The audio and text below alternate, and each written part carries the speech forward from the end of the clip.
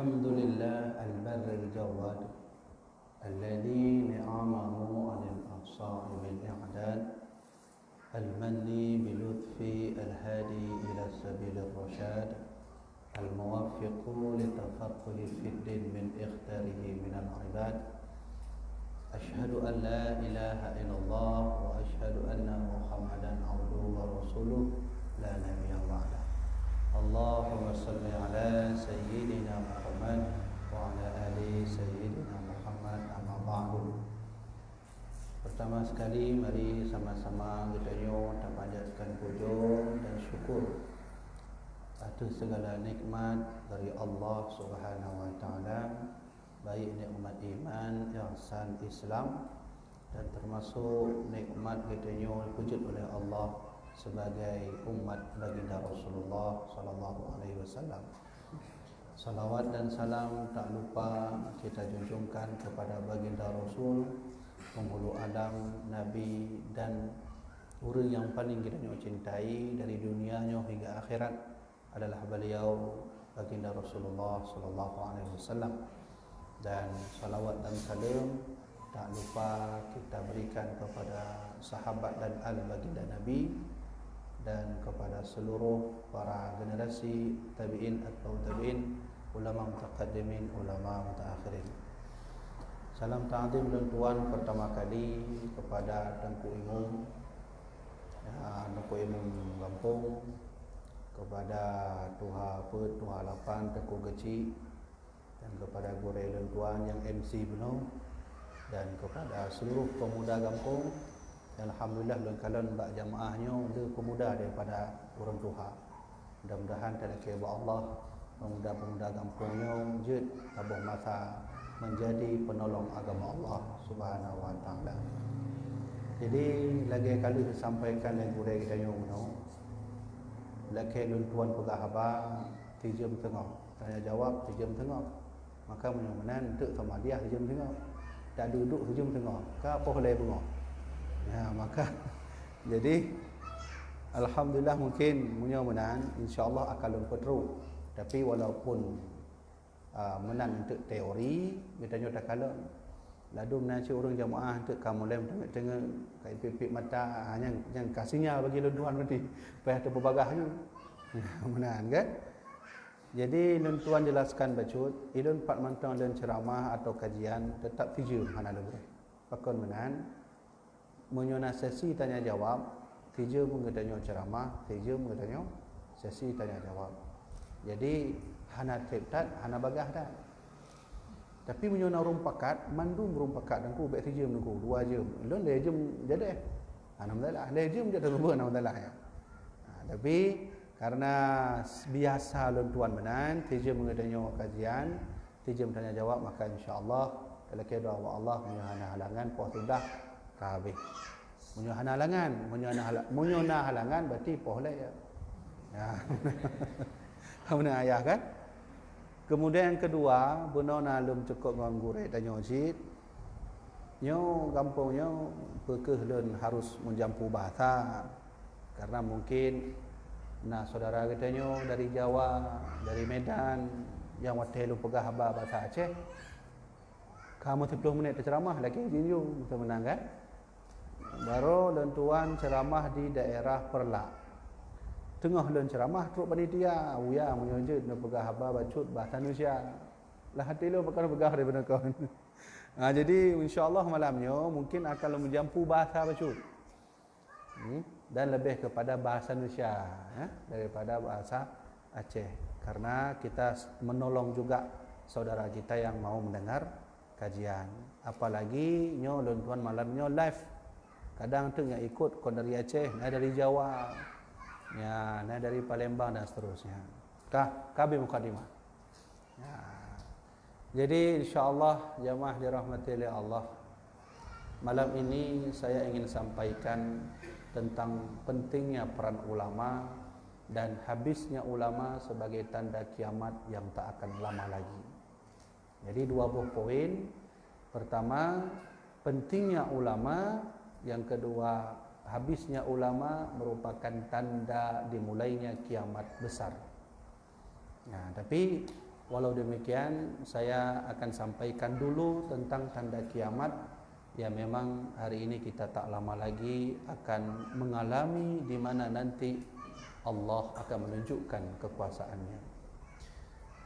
Kalau ada orang bertanya, Tengku, tanda kiamat itu apa saja sih? Maka katanya ada jawab, banyak. Tanda kiamat itu banyak. Dimulai munculnya mata Dajjal, mata Dajjal yang hari ini kita lihat di baju-baju anak-anak kita ada mata satu. Kita lihat di filem-filem nampak mata satu. Kita lihat di Facebook, di media sosial ternampak mata satu. Bahkan di Arab Saudi hari ini ada tugu bermata satu. Maka salah satu tanda kiamat itu munculnya mata satu sebagai lambang bahwa Dajjal tak akan pernah lama lagi. Tapi karena letak tanda kiamat, katanya hana taturah malam itu. Karena memang dia kai tebit pun yang pegah oleh Rasulullah, apa yang sudah disampaikan oleh Nabi Muhammad 1400 tahun lalu sudah muncul semua di masa ini. Nah, karena banyak sekali, tapi ada satu tanda yang harus kita waspadai, dan kalau tanda itu sudah muncul, nyan kajet ka siap-siap baju. Enggak usah tunggu waktu lagi karena sudah dekat sekali dengan kiamat. Dari seluruh tanda kiamat, ada satu tanda kiamat yang kalau sudah terjadi, sudah selesai, sudah kita mau sampai main lagi dunia ini, ibadah terus, karena memang kiamat tak lama lagi. Nah, apa tanda kiamat yang ingin saya sampaikan itu? Nah, ini kita akan bahas poin pertama. Nanti yang kedua kita akan bahas peran pentingnya ulama. Seperti mana yang saya jelaskan tadi, sebelum saya jelaskan tanda penting ini, bahwa ada satu kitab, saya rasa kitab ini unik sekali, karena ada hadis Nabi tercantum dalam kitab itu, mengenai tentang lahirnya Imam Mahdi. Kadang ada orang tanya, Abu ya, Imam Mahdi itu dah lahir belum? Coba, saya ingin bahas hadis, nanti jawab sendiri, sudah hadir atau belum? Nanti dia jawab geron tu. Kurang doa ayah, dia jawab pu yang kalau Tuan sampaikan hadis, dia jawab apakah Imam Mahdi sudah hadir atau belum? Karena memang kondisi kita dengan kiamat itu tak lama lagi, sebentar lagi. Kapan muncul tanda kiamat? Salah satunya nanti munculnya Imam Mahdi. Dalam kitab karya Imam Ibnu Hajar Al-Haytami, salah satunya adalah kitab bernama Qaul Mukhtasar fi Imamil Mahdil Muntadhar. Ada satu hadis Nabi, coba didengar baik-baik. Ada satu hadis Nabi berkata, saya tak hafal hadisnya, tapi kalau ingin lihat hadis, buka kitab itu. Bahwa tak lama lagi datang kiamat, lahirnya Imam Mahdi. Tanda Imam Mahdi itu lahir setelah terjadinya beberapa peristiwa. Salah satu peristiwa itu, kata Nabi Muhammad, akan ada benda besar yang melewati bumi. Benda besar yang melewati bumi. Dino lo gede tanya Mbak Ron Bandung. Benda besar yang dikira Rasulullah yang kakak itu sudah hadir. Jangan bilang, oh belum tuh masih lama kiamat, main-main aja dulu.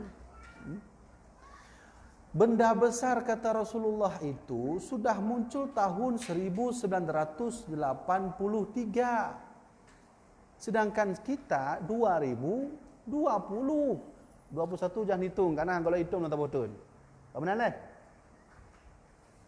Muncul benda besar yang kata Rasulullah akan munculnya tanda Imam Mahdi, lahirnya Imam Mahdi adalah setelah terjadi peristiwa benda besar yang melewati bumi, dan itu terjadi tahun 1983.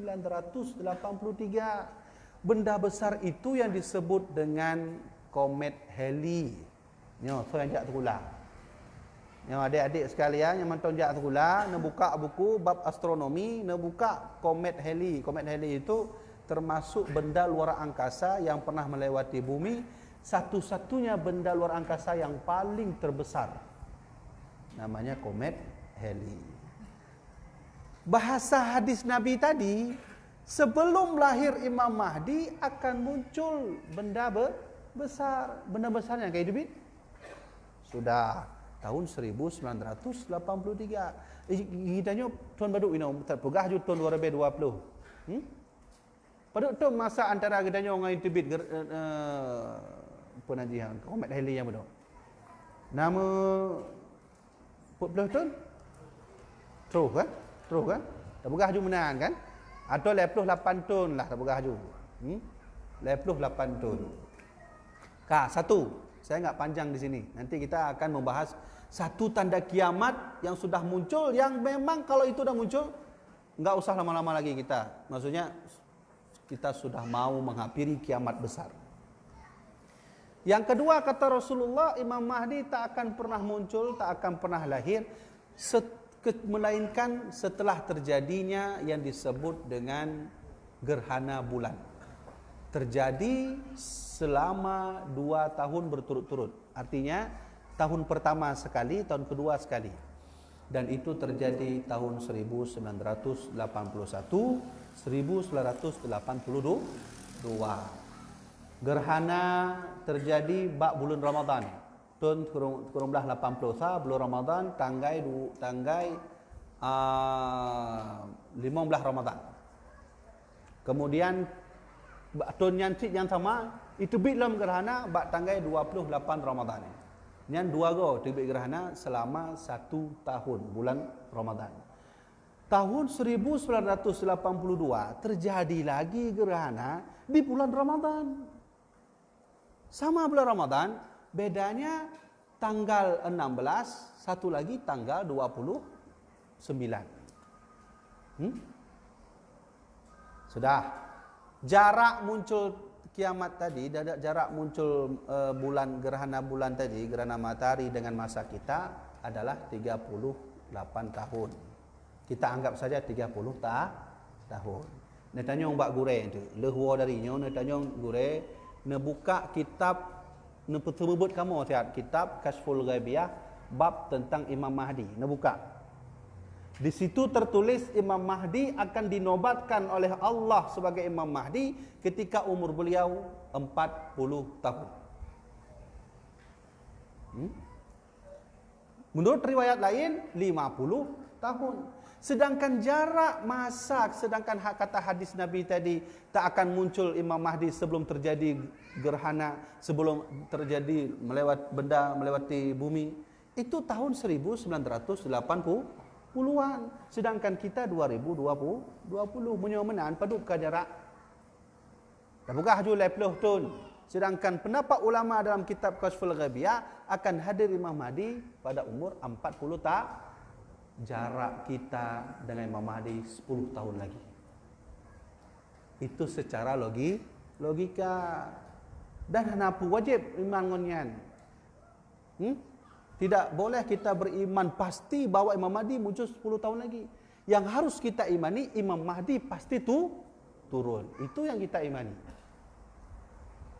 Kaile menyomenan jarak 30 tahun berarti akan muncul Imam Mahdi, tapi mengibaratkan bahwa Imam Mahdi anak tripli. Sebentar lagi beliau akan hadir. Selesai sudah. Tanda kiamat yang tuan sampaikan benar yang sebahagian ni. Nah, nyo kena sebutkan mak ayah nasaboh tanda kiamat yang munyokatru tanda kiamatnya nyan kamulai hana tripli. Apa kata Rasulullah? Kata Nabi Muhammad, min asrati as-sa'ah. Salah satu tanda kiamat besar adalah yathbitul juhal. Allah akan mengangkat orang-orang bodoh menjadi para alim ulama. Wa yurfa'ul ilmu, dan ilmu yang Allah akan mengangkat ilmu sebenar-benarnya. Ulang 3 kali. Min asratis sa'ah, tanda-tanda kiamat. Salah satunya adalah kata Rasulullah, yurfa'ul ilmu, ilmu akan mulai diangkat oleh Allah Subhanahu wa taala, wa yathbutal juhal, dan Allah akan menghadirkan ulama-ulama bodoh. Sekarang saya ingin tanya, maksud Allah mengangkat ilmu itu apa? Bagaimana definisinya ilmu yang diangkat oleh Allah itu? Kale. Langsung tanya kepada Nabi Muhammad aja. Anggap macam tanya hana form babnya. Tak bukan hana form je walaupun form. Walaupun tuan termasuk form, tak bukan hana form je. Kale. Sahabat bertanya, ya Rasulullah, apa maksud Allah mengangkat ilmu? Bagaimana cara Allah mengangkat ilmu, ya Rasulullah? Maka Nabi bersabda, innallaha la yaqbitul ilma intiza'an yantazi'u minal ibad. Walakin yantazul ilma biqabdil ulama. Sesungguhnya Allah itu kalau ingin mengangkat ilmu dari seorang hamba, caranya adalah biqabdil ulama, ditinggalkan, diwafatkan ulama. Ayah, dari mulai tahun ini, bulan Januari tanggal 2 sampai tanggal 18 Januari tahun 2021, 25 ulama Indonesia diangkat oleh Allah Subhanahu wa taala. Tanda kiamat tak lama lagi, kata Rasulullah tadi apa? Min asratis saah. Tanda kiamat sudah mulai dekat adalah apa kata Rasulullah? Yurfa'ul ilmu mulai diangkat. Bagaimana cara Allah mengangkat ilmu? Kata Rasulullah dalam hadis Bukhari, biqabdil ulama diwafatkan. Wafat.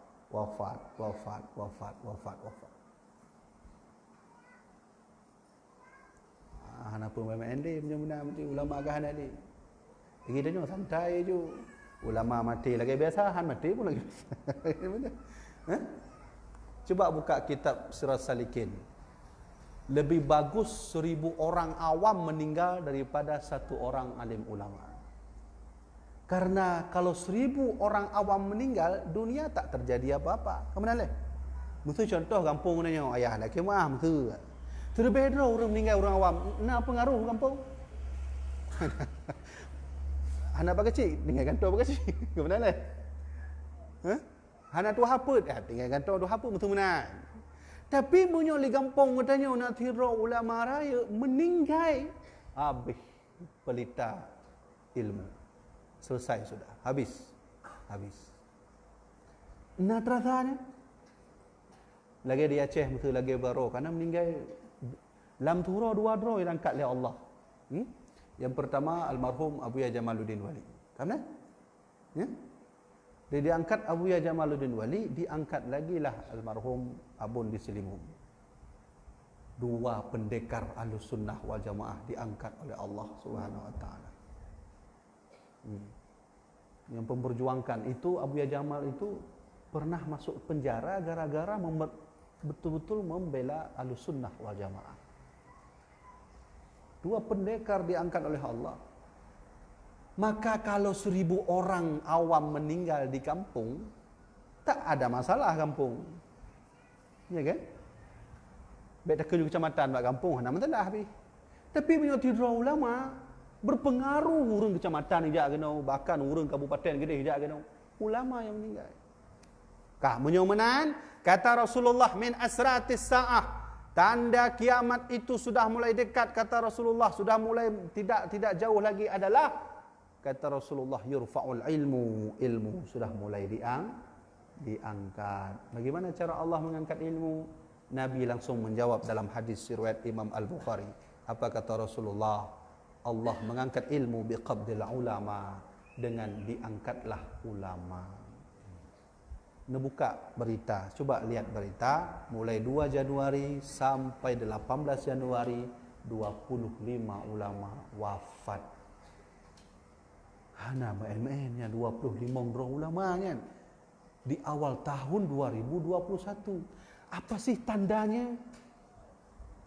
Sekarang pertanyaan kami Tengku, kalau ulama banyak meninggal, apa yang akan terjadi? Pukul lagi biasa-biasa mana? Sahabat bertanya, ya Rasulullah, Kalau ulama di masa itu tak ada lagi, apa yang terjadi Nabi? Ittakhadhan nasu ru'usan juhalan. Yang akan terjadi di masa itu, rakyat sudah mulai panik.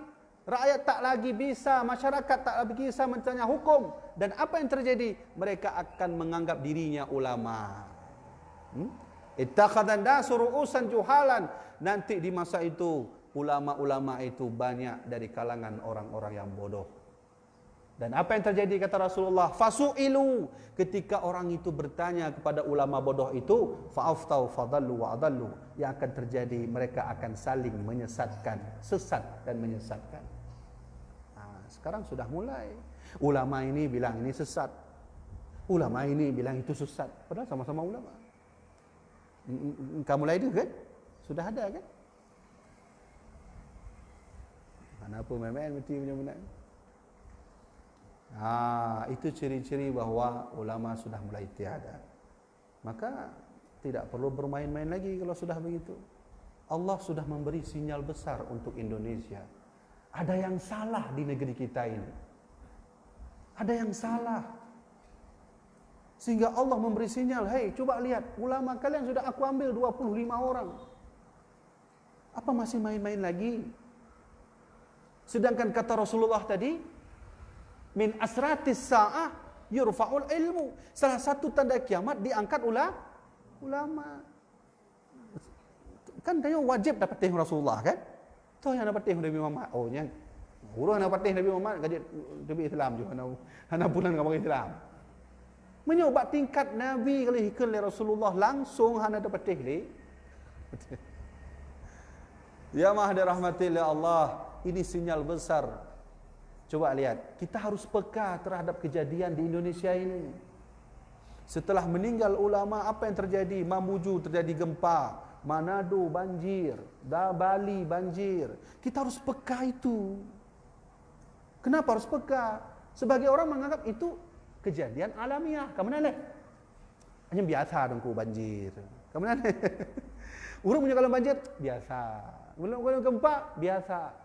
Tapi BMKG hari ini merasa aneh melihat 1 bulan ini saja gempa terjadi 250 lebih. Yang biasa tak terjadi, dalam 1 bulan gempa di Indonesia terjadi jumlahnya 250 lebih. BMKG saja kaget melihat data gempa Indonesia awal bulan. Ini tanda. Mamuju itu berapa? Mamujunya Pak Sulawesi ya? Sulawesi. Sulbar. BMKG saja melihat data gempa bumi Indonesia di awal tahun saja 250 lebih. Ini sinyal bahwa nanti akan menjalar ke sini. Kita sudah ditegur oleh Allah melalui tsunami. Tapi lagi biasa aja, nam tu tobat. Ni tanya anak dong tsunami, anak itu, ayah. Anak, ilun tuan langsung ini termasuk mantan ahli berenang tsunami. Selamat dan tuan alhamdulillah. Nanti anak selamat. Oh dulu waktu kami kena tsunami digulung oleh air.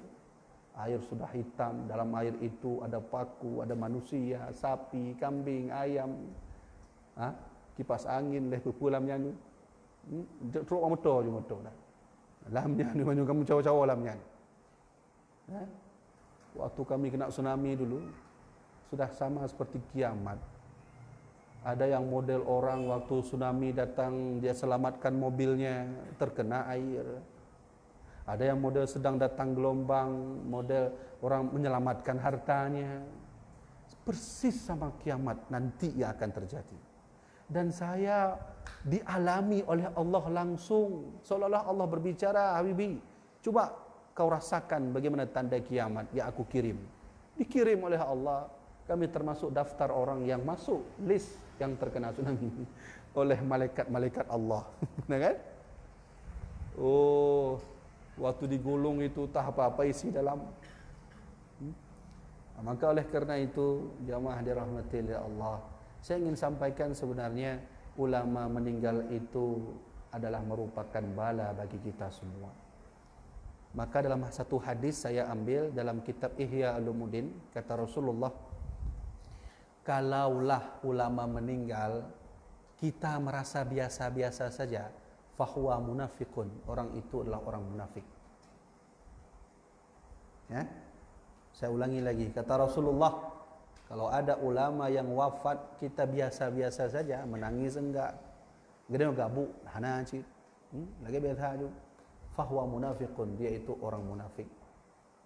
Ya, orang munafik itu di mana posisinya? Innal munafiqin fi darkil asfali minan nar. Sesungguhnya orang munafik di dalam neraka nanti berada di paling bawah neraka, neraka yang paling keji, yang paling besar siksaan dari Allah Subhanahu wa taala. Orang kafir dengan orang munafik lebih mulia orang kafir. Ya kan? Punya orang kafir hanya itu mayang, hanya patih Allah wajar, hanya nama Islam ni, kau agama Islam. Kita tanya orang Islam tak patih Allah. Bahawa sembahyang wajib, hanya itu sembahyang. Ya munafik. Maka jadi lebih hayu orang kafir daripada orang munafik. Coba buka kitab I'anatul Talibin. Kalau masalah saya jilid 2 tentang bab jenazah. Di situ tertulis ada derajat-derajat hamba-hamba Allah.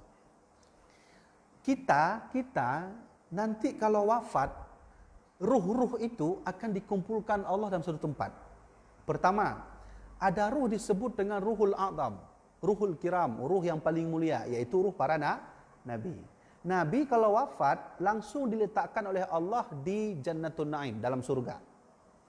Itu dalam kitab I'anah saya lihat. Jadi Nabi Muhammad, Nabi Daud, Nabi Sulaiman, Nabi Adam, semua dalam surga. Bisa makan makanan surga. Setelah itu, ruh di bawahnya adalah ruh para alim ulama. Langsung, coba lihat. Langsung ulama, bukan yang lain, ulama. Maka wajar kata Rasulullah, tushfa'u yaumal qiyamah, di hari kiamat nanti akan diberi syafaat oleh Allah. Yang pertama, al-anbiya, para nabi. Yang kedua, ulama, para alim ulama. Nanti kita akan bahas poin yang kedua tentang pentingnya peran ulama. Baru yang ketiga Rasulullah katakan wasyuhada, orang yang mati dalam keadaan syahid. Para nabi sudah ada dalam surga, bisa makan, minum, terserah. Apa mau minum Coca-Cola, situ sangar, kopi, semua ada di sana. Setelah daripada itu baru ruh para ulama. Di mana ruh para ulama? Ruh Abu Yamdawali, kemudian ruh Abu Hasan Krungkali, ruh Abu Panton dan seterusnya. Itu semua ada di dalam surga, tapi belum bisa makan. Belum bisa mengkonsumsi kenikmatan surga. Tahu yang begahnya Kuala Bibi, kalau yang begahnya Imam Syekh Dimyati, salah seorang ulama yang pernah menjadi imam masjid besar Masjidil Haram, menulis kitab namanya I'anatul Talibin. Jilid 2 bab tentang jenazah. Coba nanti yang jangan berdaya buka kitabnya. Setelah ruh para ulama, barulah di bawahnya ruh para syuhada. Di mana ruh mereka? Ruh para syuhada itu, pernah dengar makhluk Allah bernama aras. Aras itu di bawahnya ada seperti kendil. Kendil itu kalau bahasa kita panyot lah.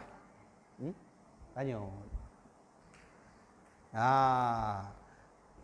Di bawah itulah nanti ruh para syuhada diletakkan oleh Allah.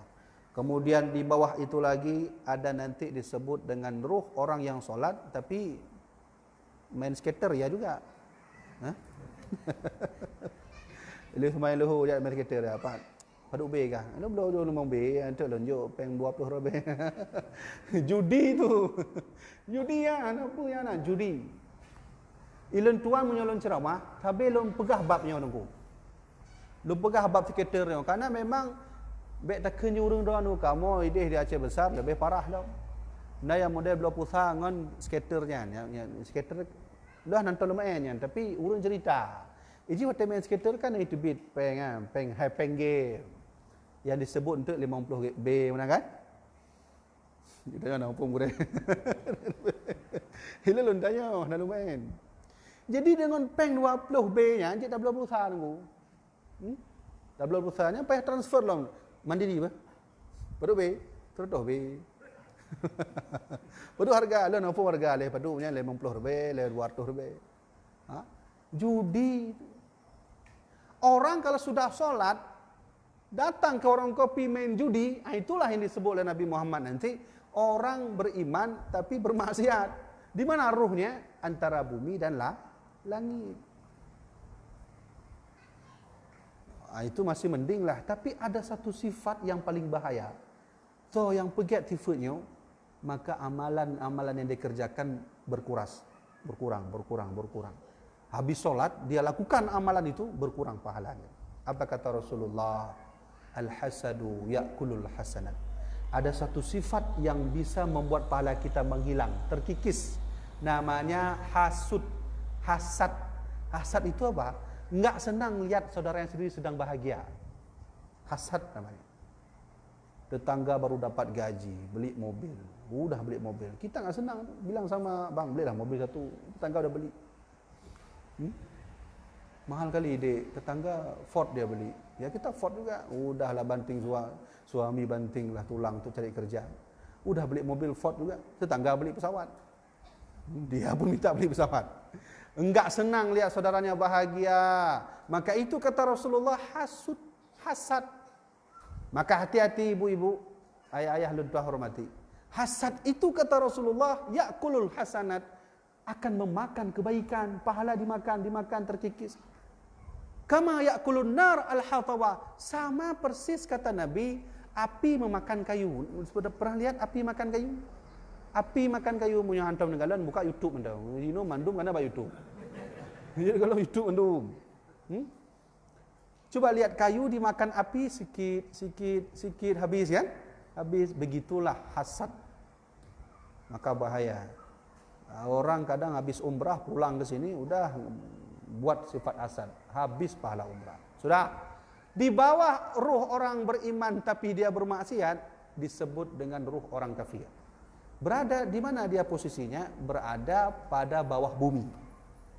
Bawah bumi.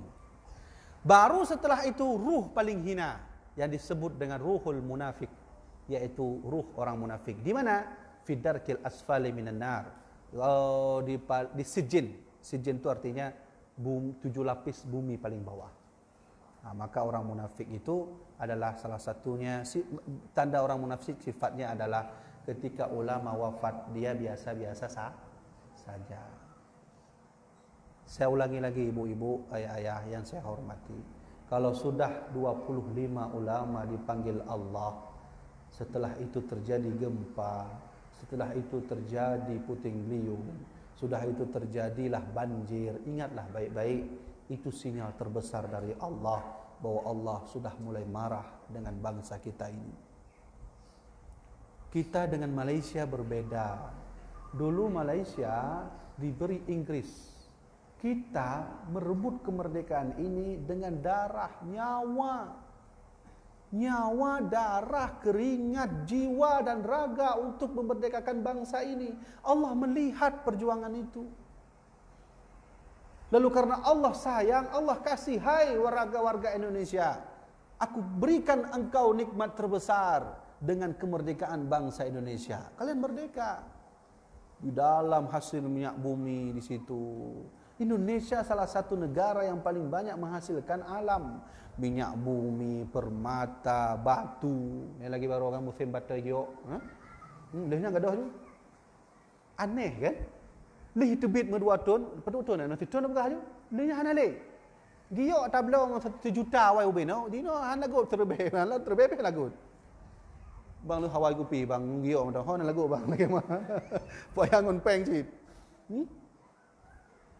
Hasil bumi Indonesia itu diberi oleh Allah, kata Allah, hai warga Indonesia, minyak bumi ini kuberikan kepadamu, kau kelola dengan baik. Emas di Aceh, coba lihat, Tangsi menghasilkan emas. 2 tahun kemarin menghasilkan emas di Calang, di gunung, habis dikerok. Dikeroknya, naik dibit fatwa Jumat hana wajib leh. Lun awak Gunung Tapi, lun lahir Gunung Tapi, Calang. Saya orang Calang. Man lahir mentang olehnya Labu Haji tu. Naik terbit fatwa lah. Jumaat hana wajib leh karena mencari nafkah untuk keluarga. Kakak gede tu. Datuk Gunung.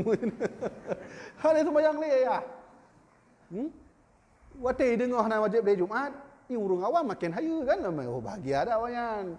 Kai pergi ju fatwa ro. Benar sembahyang 5 waktu hana wajib beli. Ka habis sembahyang hana wajib beli gara-gara mu. Ya. Diberi oleh Allah lagi perak, diberi oleh Allah lagi durian. Durian itu enggak ada di Arab, minta di Arab keliling Mekah, Madinah ada yang berdurian. Brunei tak ada durian. Brunei Darussalam kalau orang Brunei menyemet durian kirim dari Aceh, harga RM40. Ya, menyena orang kaya ini kaji nak buka durian juga di Brunei Darussalam. Nyan tidak RM40 kan. Enggak ada. Coba lihat. Allah berikan nikmat bagi negara Indonesia. Tapi diselewengkan oleh kita. Laut diberikan, bom di laut. Hutan diberikan oleh Allah, hutan kita babat. Ya. Diberi oleh Allah hutan laut, kita jadi bajak laut. Ya. Diberi hutan oleh Allah, kita babat hutan dan seterusnya. Hasil bumi diselewengkan dan hari ini Allah sudah mau menunjukkan kemarahannya dengan cara apa? Diambil oleh Allah ulama. Ulama diselamatkan dulu, udah selesai selamat semua ulama, baru dah mulai mau tsunami turun. Diselamatkan dulu ulama, ditarik dulu. Tarik, baru turunlah tsunami lagi. Jangan pernah main-main dengan Allah.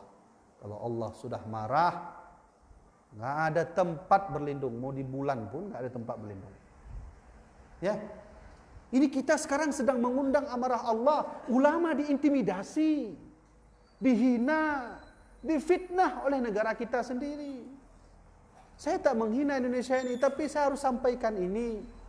Sudahlah cukup, jangan menghina ulama. Ulama itu warathatul anbiya, pewaris para nabi. Kan benar kira Rasulullah kan? Kalau pewaris para nabi dihina, difitnah, diinjak, sama artinya menghina nabi. Kalau nabi sudah berdoa, ya Allah ya Tuhanku, kekasihku sudah dihina di negeri Indonesia, ya Allah, turunkan azab ya Allah. Yang kabeh punya Nabi Muhammad kamu lelaki yang benar. Sudahlah cukup kita ditegur oleh Allah dengan tsunami itu. Sudah? Coba lihat. Saya ingin sampaikan satu hadis Nabi Muhammad. Kata Rasulullah, laula syuyukhan ruk'a la sabba alaikumul adzaba sabba. Kata Nabi Muhammad, kalau bukan karena ulama yang bersujud masih di tengah malam, ulama bertahajud, meminta kepada Allah keselamatan Indonesia, meminta kepada Allah untuk negeri ini selalu adil. Tengah malam mereka bersujud. Walaula syuyukhan ruk'a, kalau bukan karena orang tua ulama yang sujud tengah malam, la sabba alaikumul adzab sabba. Sungguh sejak dulu Allah ingin mengazab kalian. Kata baginda Rasul. Ya. Coba lihat. Laula syuyukhan ruk'a, kalau bukan ulama yang sujud tengah malam, la sabba alaikumul adzab sabba. Sungguh sejak dulu Allah ingin mengazab kalian. Sudah.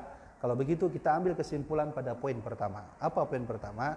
Sesungguhnya ketidakadaannya lagi ulama merupakan sinyal terbesar bagi kita bahwa sebentar lagi kita akan mengalami azab terbesar dari Allah Subhanahu wa taala.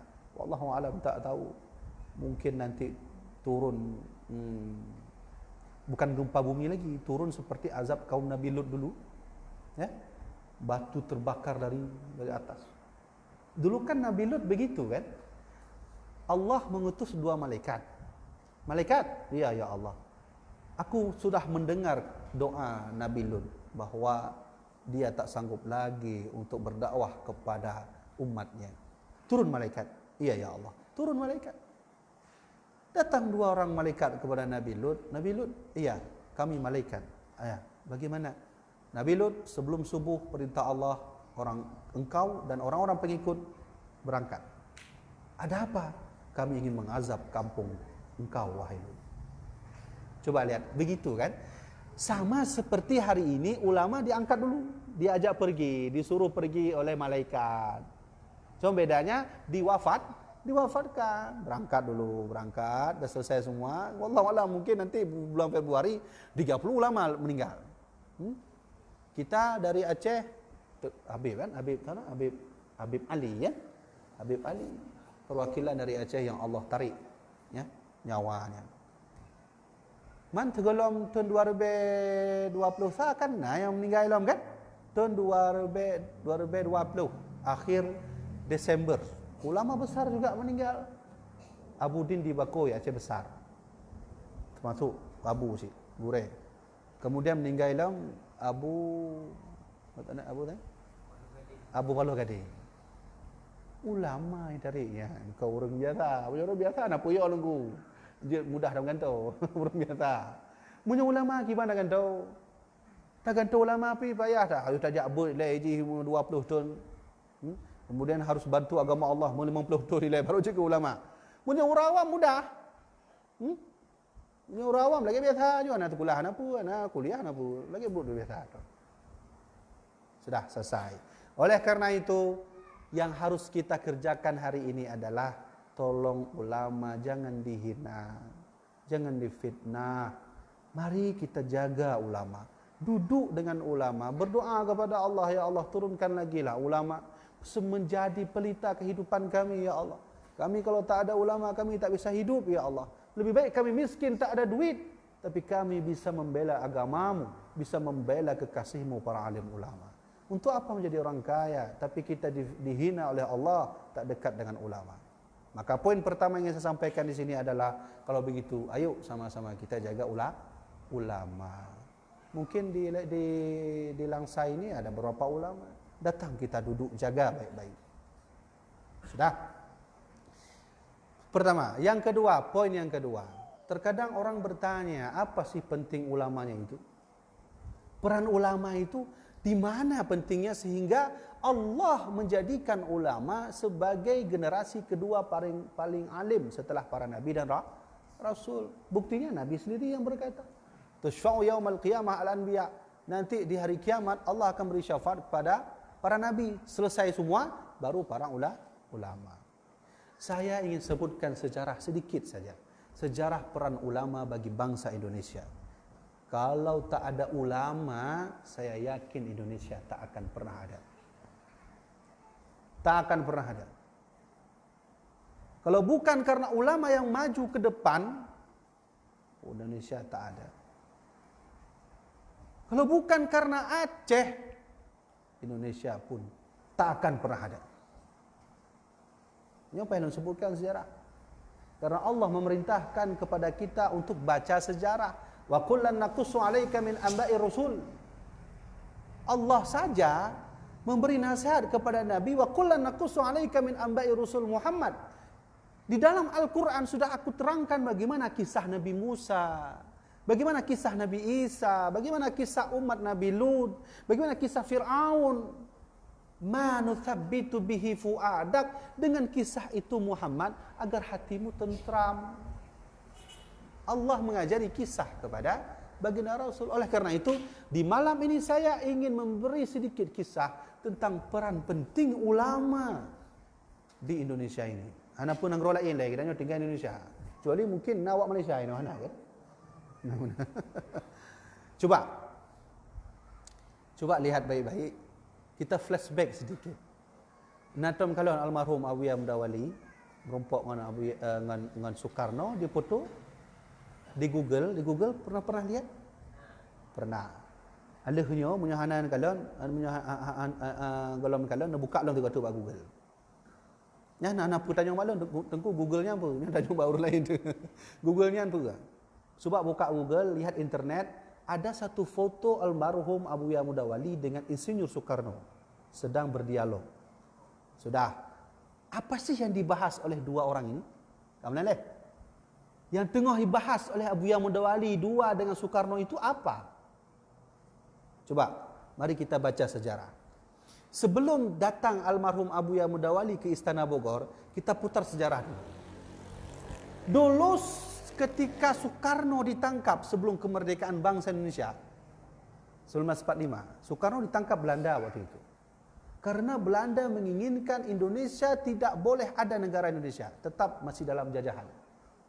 Sehingga ditangkap, hatta diasingkan, kemudian pejabat-pejabat lainnya juga diasingkan.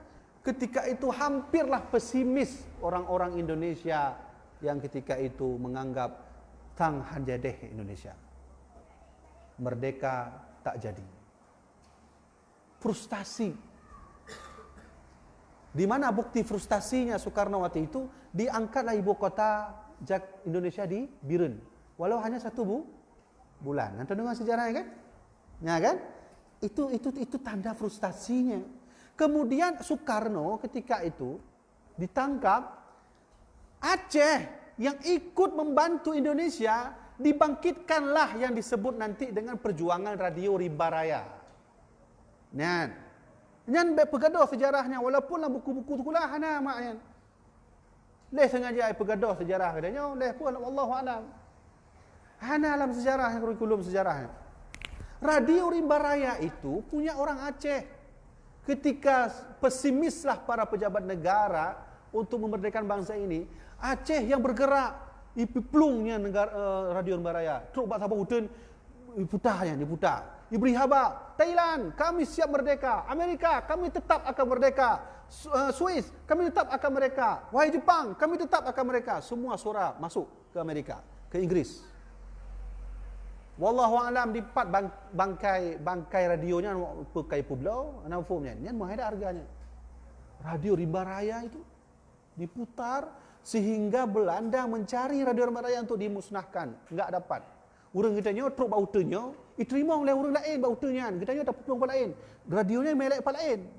Nya email untuk bautun. Truk bautun lain, diterima oleh orang lain. Urangnya balik. Yang mudah kalau perjuangan orang kitanya membantu Indonesia. Tentu ada kekuatan di rakyat Indonesia ketika itu sehingga berani, kuat. Siapa pemompangnya? Alim ulama. Soekarno datang ke Aceh, datang ke Hotel Aceh. Nah, depan Hotel Aceh. Yang paling jelaskan buat adik-adik. Ayah nak pun. Adik-adiknya yang memperjuangkan tengok menentangkan dari kampung lainnya kajak bupati, kan? Harus bela agama. Nyalek. Hotel Aceh nya punya orang dah nejak ke Bandar Aceh. Masjid Raya kan, naik tamping Masjid Raya na tugu-tugu warna-warninya. Tamping Masjid Raya, Cina tabon pun nanti lapangan belang padang nanti kan. Taman Sari. Di samping Masjid Raya itu ada tugu kuning, merah, nah. Nyan awal Hotel Aceh, tempat persinggahan Soekarno datang ke Aceh minta bantuan kepada orang Aceh untuk memerdekakan bangsa Indonesia, ikut memerdekakan bangsa Indonesia. Sehingga waktu itu perwakilan ulama termasuk Daud Bereh datang memberi bantuan. Sehingga Daud Bereh ketika itu memberi jawaban, siap kami bantu Indonesia dengan syarat Aceh tetap harus bersyariat Islam. Menau. Memang Daud Bereh itu berselisih nanti dengan Abu Hamzah Wali, tapi konbabnya lalu bahas. Bukan bab itu. Saya ingin bercerita tentang peran Aceh membantu Indonesia.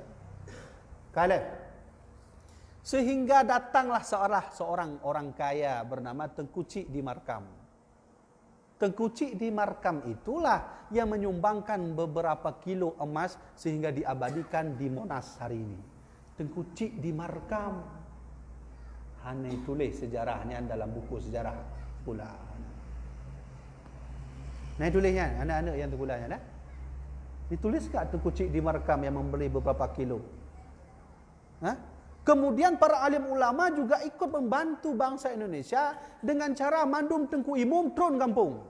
Nepegah abang urang kampung, kita siap membela negara. Apapun ada kelebihan, kasih ke sini. Kita akan olah jadi duit. Kita kirim ke pusat. Sehingga mandum ulama turun kampung, begah oleh ulama, kita bantu Indonesia. Nah, tira orang jak abu len na meh temayam nyontek Indonesia apa? Nah, lom tu modal orang jak breh. Abu lo hana meh lo na breh untuk Indonesia. Nah, lom tu ijak kena intat peng abu lo na peng luar tu be untuk Indonesia. Dikumpulkan, dibelilah pesawat.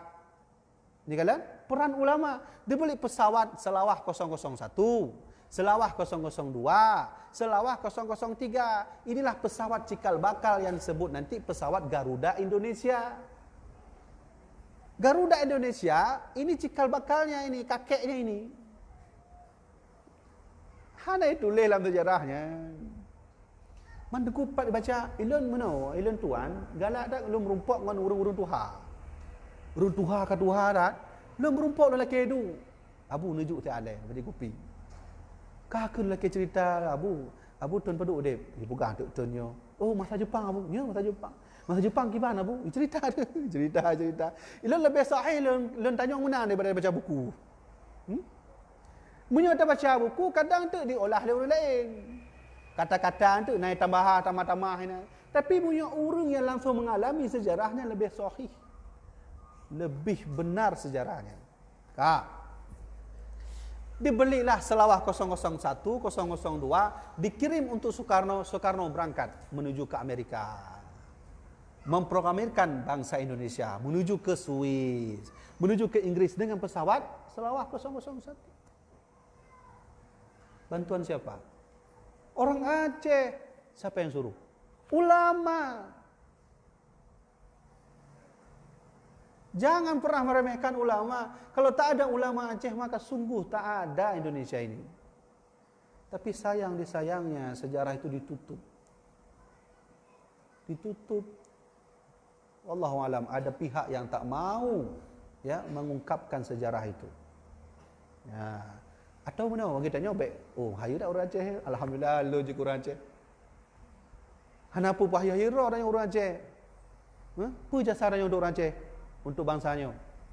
Hana untuk apa pahaya hira tu? Coba lihat. Ya, sudah. Dibelilah Selawah 001. Wallahu alam. Yang di Taman Sari di Belang Padang kan, pesawat nak tonjak Belang mak kan? Pernah pergi Belang Padang, kan ada pesawat kan? Itu pesawat dulu itu.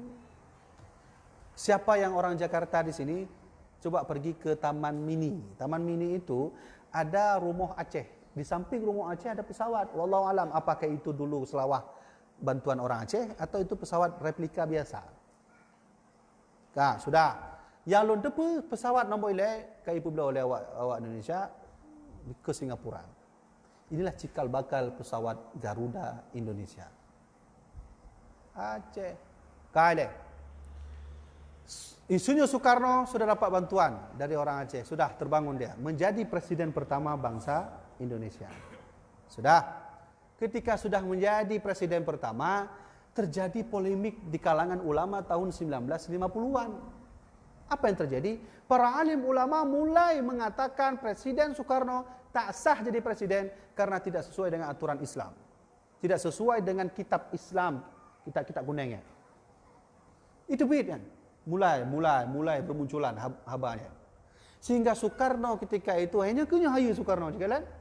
Walaupun beliau itu tidak disetujui oleh para ahli ulama sebagai presiden, beliau mengundang ulama datang musyawarah. Hanya kan hayu.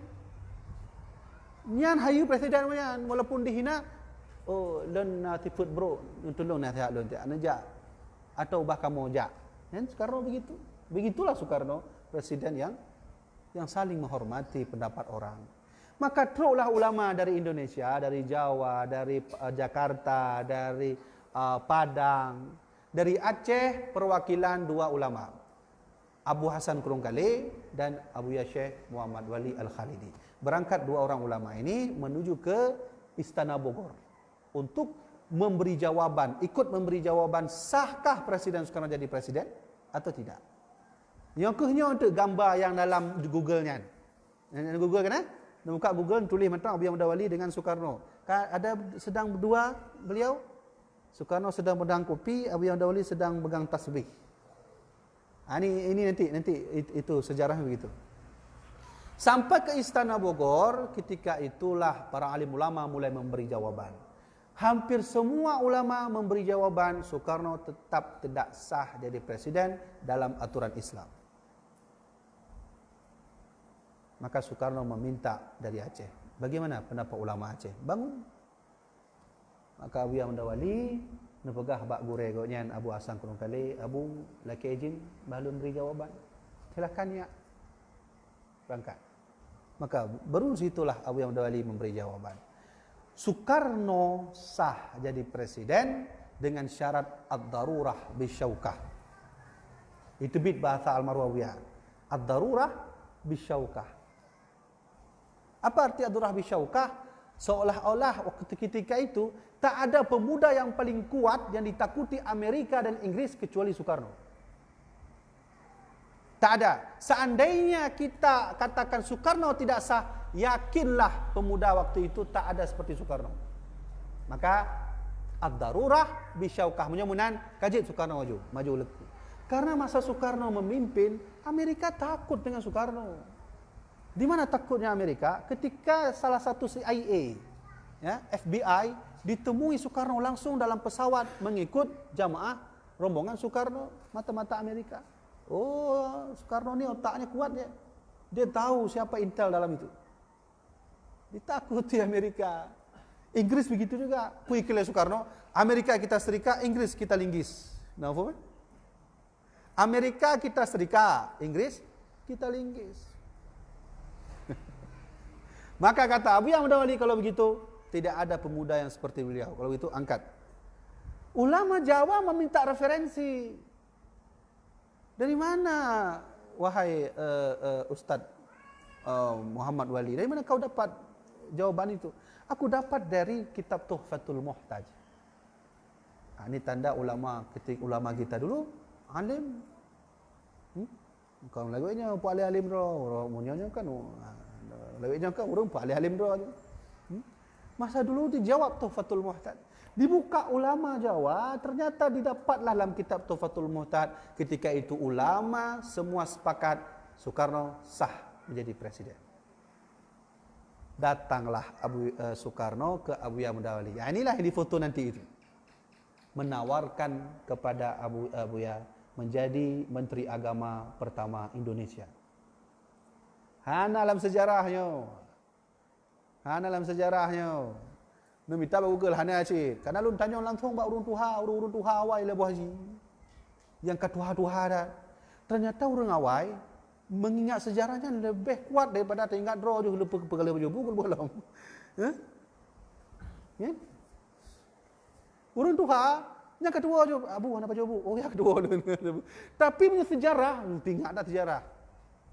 Maka leun di rumah na salah tidra urun tuha termasuk ayah daripada Abu Ahmad, agaknya lulusan dari Selimun, nyan teringat mendum yang ulama PD awai so, ulama ID so awai teringat mendum ya.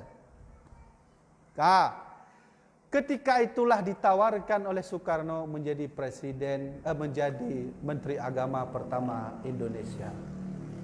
Abu Yahya menolak. Kalau mbak Google, coba lihat ada foto almarhum Abu Yahya Mudawali begini. Dua buah versi. Nah yang laginya pegang tasbih, tabuh tu benar.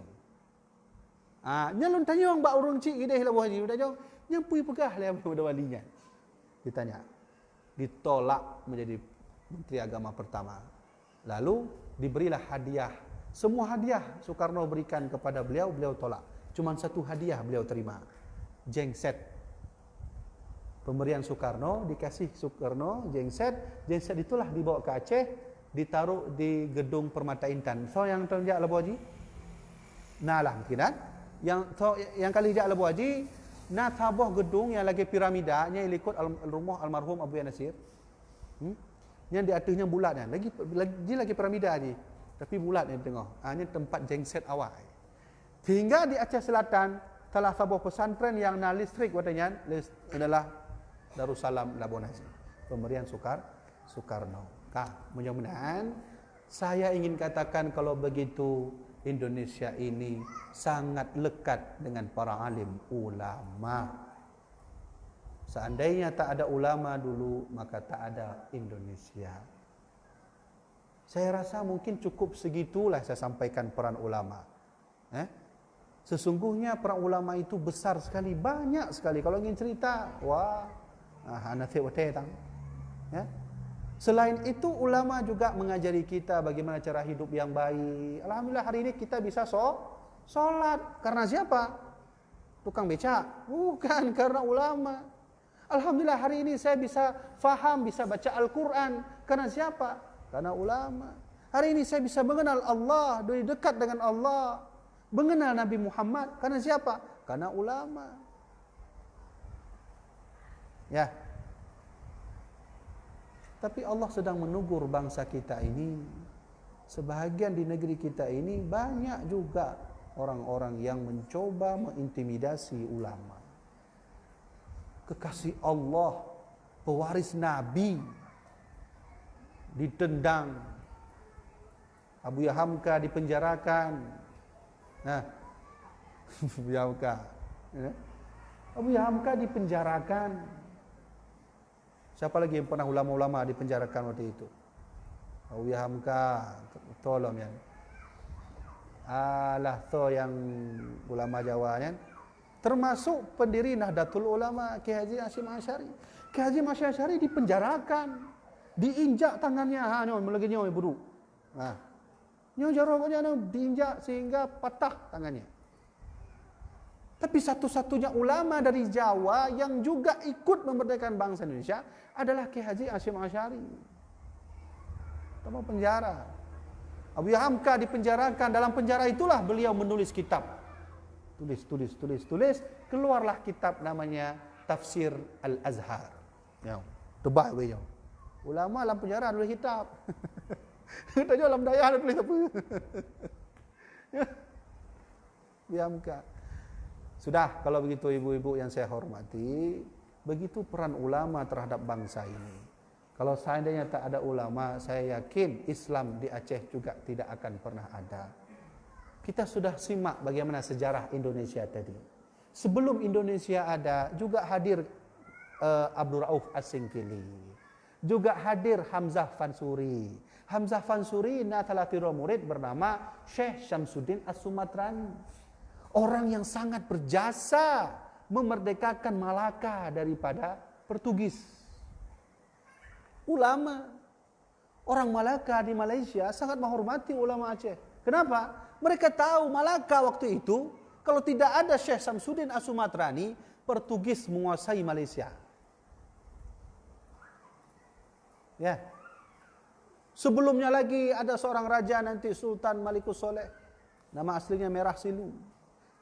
Nanti ada Habib Abdurrahman As-Segaf. Ya. Nalom tu Habib Buga, Habib dibuga. Habib dibuganya waktu tanya sejarah Pak Urung Tuha. Habib dibuganya nyan urang Makkah. Waktu hanale urang Cik nyan ditinggalkanlah tanah-tanah sekitaran Makkah. Habib dibuganya na daerah abang beradik lah. Maka abang beradiknya icok tanah hak nyo tanah di Makkah nyo bacu. Goknya hana. Dibugah lah Habib dibuga nyo tanah lon khusus untuk urang Aceh. So urang Aceh jak berpendidikan di Makkah, jak umrah tinggal di sini gratis. Kenapa kok bisa begitunya ulama Makkah memberi tanah untuk orang Aceh? Ternyata ketika beliau waktu itu, waktu Arab Saudi sedang masuk-masuknya faham Khawarid yang ikutkan maulid bid'ahnya kan? Nah Khawarid kan? Maulid bid'ah, tahlil bid'ah, Somadiyah, hana, mandum hana bakwanya. Bagi Nabi Muhammad untuk wayan khusus untuk tanyuhan. Menan Khawarid. Larilah Habib dibuga. Sampai dibuga, maka diberilah salah tidur urang Aceh, beri kananya ulama dari Makkah, berilah tanah. Abu nak tinggal induk mentang, lenjuk tanah nak temebut kamu. Nya menan. Sehingga masyarakat menan cik, juk wakaflah di tanah. Masyarakat menan cik, juk abunya untuk tanah wakaf. Di situlah beliau merasa terkesan dengan Aceh, sehingga waktu kahanale urang cik dihadiahkanlah tanah untuk orang Aceh. Yang huronyo hanale tanahnya, tapi kaji ke hotel.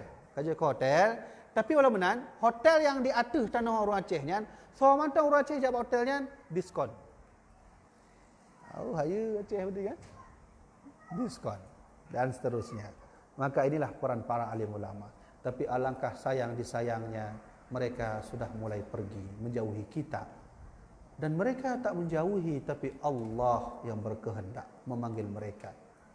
Peran ulama sudah mulai tak dipercaya lagi oleh kita sendiri. Peran ulama tidak mulai, ya, sudah orang tak percaya lagi tentang perjuangan mereka. Ulama sudah mulai menjauh, ulama sudah mulai berangkat, ulama sudah mulai menuju kepada Allah. Maka saya kembalikan cerita ini ke dalam hadis Nabi tadi. Kata Rasulullah, min asraris sa'ati bahawa tanda-tanda kiamat itu adalah yurfa'ul ilmu wa yathbutal juhal, akan diangkat ulama dan akan hadirnya ulama-ulama bodoh. Dalam Sahih Bukhari, Rasulullah pernah berkata, sayakhruju qaumun fi akhir zaman huddathul asnan wa sufal ahlam. Di akhir zaman nanti, kata Rasulullah, akan muncul suatu kaum yang kaum itu tidak ada ilmu, mengaku diri sebagai ulama. Atau yang kenyat Nabi Muhammad, sayakhruju qaumun fi akhir zaman. Di akhir zaman nanti, kata Rasulullah, akan hadirlah ahdathul asnan, pemuda-pemuda, sufahal ahlam, tapi pikiran mereka bodoh. Ijak but letun, wawaceh kaya pegah maulid haji. Hanya orang bodoh. Dia tanya, hek dah pegah maulid. Teruk je hijab but, dia tanya 20 ton dah apa nunggu. Pupu kitab habis, tak bajuri, mereka habis menunggu kitab dah baca. Itengkunya ni jabut dia luar anggrau, tahu kena kaja hanya maulid. Bukan sesat tahlil. Sama dia hanya le. Jadi apa yang pegah oleh Rasulullah kan hadir. Kan benar kalau Nabi Muhammad benar? Ya kan? Yang lebih paling hilang laki mahluk pegah abang benar kan? Nah yang model urangkeun toy yang pakai maulud sama lagi but dosa lagi yang dinangon mak. Nah niki. Ya mak segala dia. Sama lagi dinangon mak dosa nyebut maulud. Punya main skater, tabang macuk lah main skater. Habis betul dengan skater tu mayang hana dosa tapi nyanjut dan apa. Tapi tak pakai maulud dinisbahkan kita yang pakai maulud sama lagi dinangon mak dosa haji. Nauzubillah min dzalik. Jadi lon nangon, lon cerita macam, lon nangon, ngon lon tuannya orang peblo HP. Hawa jak buat telimum lah. Buka counter HP. Ini kan hana peci. Hana pakai peci, hana pakai apa? Ya? Teruklah salah tidur orang, ijak lah ini. Awak minum menan lah. Awak belah dia. Ijak yang belah HP. Dia tanya, bang, wifi-nya apa bang? Kebetulan ni ngon lo, ni cerita lo game lo dengar. Tengku wate ijak orang kan, ijak belah HP. Lo ganto mandu wifi lo. Kode-kode lo ganto.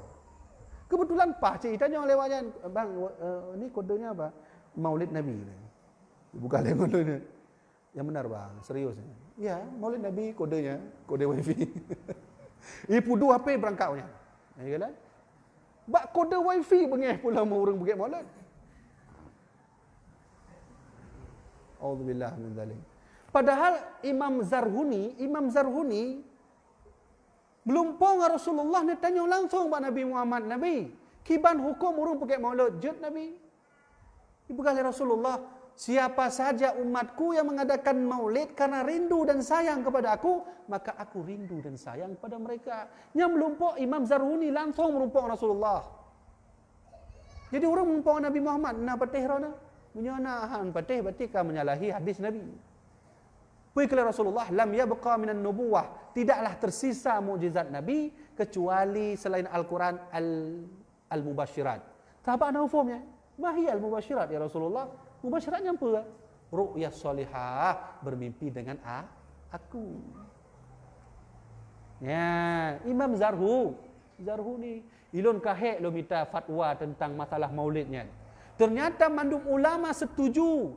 Abu Bakar, Umar, Utsman, Ali, Imam As-Suyuti, Al-Hafidh, Imam Ibnu Katsir, Al-Mufassir, Al-Hafidh, kemudian Al-Hafidh Imam As-Sakhawi, kemudian pengarang kitab Tuhfatul Muhtaj, Syekh Imam Ibnu Hajar Al-Haytami. Wah, dia dah menyelub buku list-list ni mentang, nama truk mesti 30 buah halaman. Semua ulama setuju tentang maulid. Truk je pegah maulid aja. Lun tantang orangnya, lun tantang hai menau. Ne petunjuk bak lun jok peng 20 juta nah. Ne petunjuk bak lun hadis yang melarang langsung maulid ada? Nam rumpuk maksudnya kila Nabi Muhammad, siapa yang buat maulid maka dia neraka jahanam. Nah. Ne petunjuk sihat. Nah. Karena kalau lu minta mandum ulama setuju, para ahli hadis setuju. Ya. Nyoba apelon na nyoba apelon mandul simpan ni nau. Nyo kitab le nau. Lo simpan. Halaman padup kitab padup tau ulama. Ni simpan mandul. Termasuk sahabat-sahabat Nabi sallallahu alaihi wasallam. Maka kata Rasulullah, tanda-tanda ulama tak ada lagi, muncullah nanti yang disebut dengan juhal. Juhal itu artinya orang bodoh. Nanti muncullah kata Rasulullah, yang disebut dengan kaumun. Saya khruju kaumun fi akhir zaman. Di akhir zaman akan muncul kaum itu masih muda tapi pikirannya bodoh. Ketika lun baca hadisnya, lun kena merumpok, kena lun kandon. Yang dimaksud oleh kaum oleh Nabi nya kaum yang kiban. Ke mana leh? Benar kan Nabi ikut kiban? Nanti di akhir zaman akan muncul suatu kaum. Yang mana kalian Nabi? Suatu kaum, yang kaum itu ciri-cirinya masih muda tapi pikirannya bodoh. Ilun kena lun kandon, kena lun minta surah. Kaumnya so buka hadir pada tempatnya. Sehingga lu bukalah kitab Fathul Bari ala Syarhi Sahih Bukhari karya Imam Ibnu Hajar Al-Asqalani jilid 11 nya lu teringat dak nah. Jilid 11 pada bab qatlul khawariji wal mulahidun nya lu merumpoknya. Ternyata yang dimaksudkan oleh ahli hadis bernama Imam Ibnu Hajar Al-Asqalani. Maksud kaum iklan Nabi Muhammad nya Khawarij. Ketika lun baca ternyata nyan kaum Khawarij, lun baca kitab Hasyiah Sawi. Lun merumpok dalam kitab Hasyiah Sawi, tindit ciri-ciri Khawarij jenggot ubenya. Nyo hitam pekat. Lun nak hitam, tapi nyo yang muda hitam pekat. Nah hitam dah. Lelaki ba Allah ya Allah menyujud ditanya pegaduh macam. Walaupun ba Al-Quran Allah kan tanda sujud itu ada pada dahinya. Juga fitnah je. Nya kan? Dalam kitab Hasyiah Sawi jenggot panjang, ini hitam dan ahli ibadah. Khawarijnya ahli ibadah. Anak kudanya nya semayang tempat wate. Baik takkan semayang lima buah wate tempat wate, semayang tahajud tempat wate. Ciri-ciri Khawarij ahli ibadah. Ni ulun cerita bacun. Bak sabuh masa Nabi Muhammad tengah dalam masjid. Nah salah si dua orang tengah semayang. Ada seseorang sedang solat. Lama solat Nabi Muhammad di belakang. Nabi habis semayang. Ibu dah dalam semayang Allah, ibu dah dalam duduk semayang dalam semayang. Tapi benar jaju. Teruklah Abu Bakar As-Siddiq. Nyo hadis sahihnya. Jadi benar. Dari awal poh pada undang ceramah mana teruk urunya teruk bak menitnya yang lun sampaikan bukan hadis palsu, bukan hadis dhaif, semua sahih. Dan saya bisa bertanggungjawab pada Allah Subhanahu Wa Taala. Ilo punya hadis dhaif anu sampaikan aku karena dhaif lemah dia, lemah. Jadi termasuk ceritanya hadis sahih. Teruklah Abu Bakar kena dia. Ya Rasulullah. Pernah ya Rasulullah. Cok pedeng dia nepoh orangnya. Terkejut Abu Bakar. Nabi you orang hai tengah semayang you poh Nabi Muhammad. Menyapurlah ceritanya untuk lanjut hadis ini. Hadis walun. Kale. Ijaklah Abu Bakar. Yang Abu Bakar kena poh nak mangat orang tengah semayang. Baliklah Rasulullah hanjir Rasulullah. Hanjir Rasulullah. Jak Umar kena. You Umar tak kena. Kaki Abu Bakar jak rumah Umar. Nuhailah Nabi Muhammad masjid. Ijaklah Umar bin Khattab. Ya Rasulullah. Gimana Rasulullah? Na bedeng, na bakli Rasulullah. Nepoh orangnya dia. Ijaklah Umar bin Khattab. Sama lagi Abu Bakar As-Siddiq. Hanjir tengok semayang bentar lagi punya tengok. Main game ke lain macam. Tengok semayang. Aku balik dong. Hanjir Umar, hanjir Rasulullah. Nuhi Uthman dia. Aku balik Umar bin Khattab Uthman. Ya. Nuhi Rasulullah masjid. Oh jid. Ja Uthman. Menanci Uthman hanjir cid. Hanjir balik runa mendung. Hanjir. Hoi Ali. Ijaklah Ali bin Abi Talib. Ya Rasulullah, kibar Rasulullah. Nepoh yang sehat. Siap Nabi. Ijak Ali. Ijak Ali mak perang, iplung je batu semua yang plung anak muda ya. Oh, apa main dengan Ali bin Abi Talib. Ali itu dalam sejarah pernah memperngorbankan nyawanya untuk baginda Rasul karena waktu Nabi jak ke Madinah. Karena waktu dalam selimut. Ya kan? Nyan Ummu Ali waktu nyan dia terkejut di baru umur 20 tahun berani sudah menyerahkan nyawa untuk baginda Rasul. Yang malamnya kena ipoh Ali Muhammad oleh kafir Quraisy. Dia buka selimut, kau bukan Nabi Muhammad tapi Ali bin Abi Talib. Karap ipoh oleh Ali bin Talib. Oh berani tak Alinya. Ya, anak muda aja menang nanti. Lagi Ali bin Abi Talib. Yang kena ceritakan bahawa ciri-ciri Khawarij itu juga ahli ibadah. Maka saya teringat hadis Rasulullah, yakunu fi akhir zaman. Nanti di akhir zaman akan muncul yang disebut dengan ubadul juhal. Artinya adalah orang-orang ahli ibadah tapi tak ada ilmu. Ya Nabi yang akan menang. Ya mak. Ya. Kata Nabi Muhammad di akhir zaman, yakunu fi akhir zaman, di akhir zaman nanti akan muncul satu kelompok yang disebut dengan ubadul juhal. Ubadul juhal, kan? Ahli ibadah tapi tak ada ilmu. Kagak semayang mana-mana je. Allahu Akbar. Nah lun kalian menang urus semayang. Nah dengku. Nah lun kalian menang dengku. Hai nak batu semayang dengku.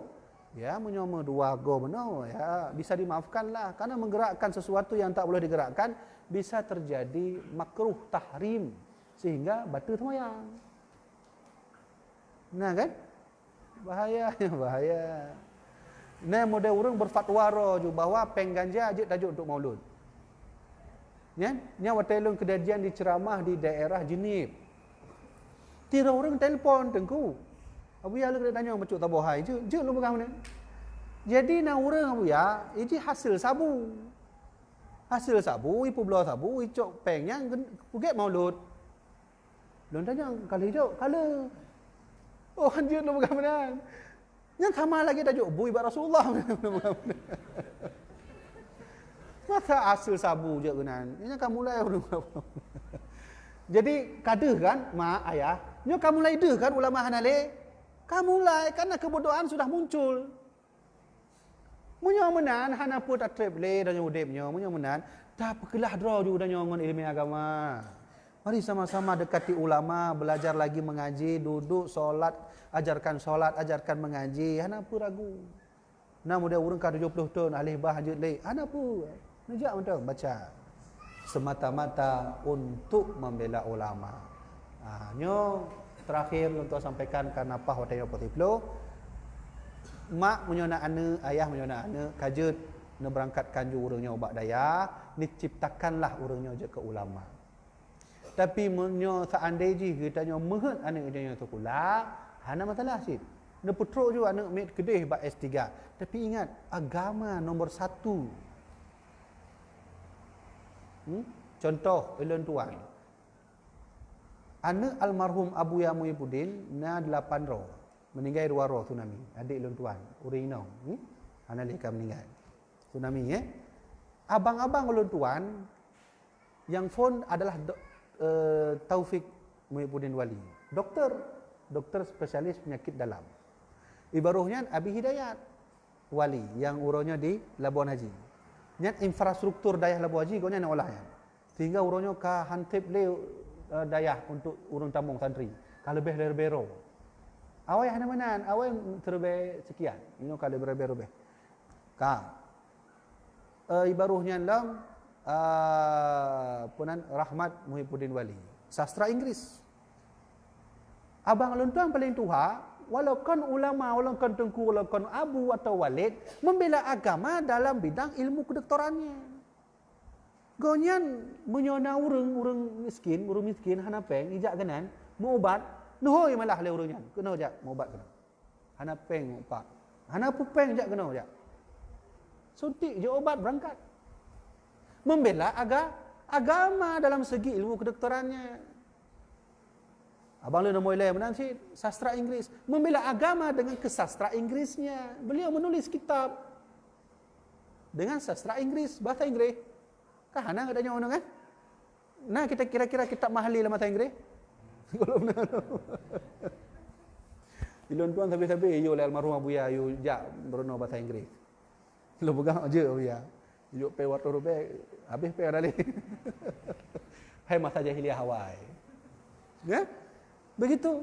Lebih daripadanya baru sarjana hukum. Sarjana hukum menanji. Yang kena tuan sampaikan adalah tuan adalah anak almarhum Abuya dari umi kedua yang phone. Yang kelon naik ikut goknya baju yang lain hana. Tapi walau menan, kamu dididik oleh almarhum Abuya walau jadi seorang doktor, walau jadi seorang sarjana hukum, walau jadi seorang sarjana ekonomi, walau jadi seorang sarjana Inggris, membela agama Allah nomor satu. Yang penting sih baik mandung cik ulama mandung ke doktor ke hanale. Nyan palo cik dengku. Kita jo sakit ulama teruk genan obat tinu watuh be. Nyan kabeh ni. Menyana urang dia. Jadi oleh kerana itu kalau memanglah anak kita mau jadikan sebagai orang yang pandai dalam bidang kedokteran, ingat agama itu nomor satu. Bela agama adalah nomor satu. Maka oleh kerana itu mak-mak yang ayah dan tuan hormati, sangat boleh katuk benar tuan sampaikan. Nyokuhnya dua buah poin yang tuan sampaikan bakro ni. Pertama tentang akibat ulama tak ada lagi. Bahawa sesungguhnya kiamat tidak akan pernah lama lagi. Dia akan sudah mulai mendekati kita. Apa tanda kiamat akan terjadi? Ulama sudah mulai meninggal. Setelah itu barulah nanti muncul kezaliman besar-besaran. Apakah kita sudah merasakan Indonesia ini? Kezaliman besar-besaran. Orang sudah mulai menganggap orang adil asing. Sudah mulai menganggap orang korupsi biasa-biasa saja. Berarti sudah mulai. Setelah kezaliman itu barulah muncul Imam Mahdi. Dialah yang akan menurunkan semua kezaliman itu.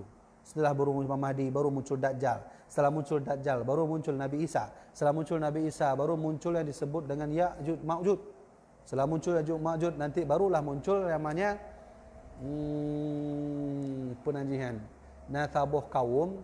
Nah, dia berasal dari Habsyi, orang yang akan meruntuhkan Makkah. Tengok Kaabah betul-betul hanali. Betul-betul akan diserang lom tiga itu oleh dari kalangan Habsyi. Tentara Habsyi datang menghancurkan Kaabah, selesai. Nabi Isa dikuburkan di samping Nabi Muhammad. Imam Mahdi dikuburkan di samping Nabi Muhammad. Menurut riwayat Imam Mahdi anak truk dunianya cuman memimpin dunia selama 7 tahun. Setelah itu berangkat. Muncul Imam Mahdi dikuburkan di samping Nabi Muhammad. Nabi Isa menanci. Sudah sampailah Habasyah menghancurkan Kaabah. Ketika itu umat Muslim tak ada lagi rukun yang kelima, rukun Islam. Aduh, mulai je, mulai. Mulai kiamat. Maka oleh kerana itu, marilah sama-sama kita jaga ulama, cintai ulama dan ciptakan generasi ulama terbaru dari anak-anak kita nanti. Mudah-mudahan anak-anak kita menjadi ulama, mudah-mudahan anak-anak kita menjadi orang yang akan membela agama Allah Subhanahu wa taala. Katib tok kono ile, maka demikianlah dapat tuan sampaikan. Dehnya kita jangan sesi tanya jawab, je untuk ngong kertas dan tulis atau untuk mungkin bodoh atau dengan mungkin silah dengan HP apa, dengan WA, SMS. Lalu serahkan bak moderator kan. Maka demikianlah dapat tuan sampaikan. Usikum binafsi bittaqwallah. Wassalamualaikum warahmatullahi wabarakatuh.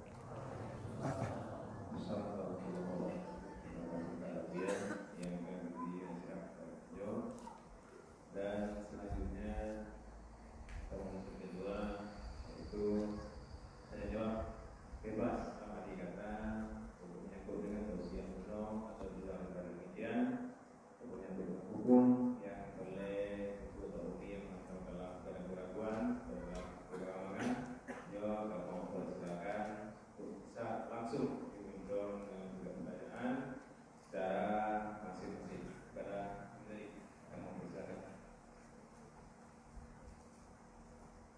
Oh, nolang kertas.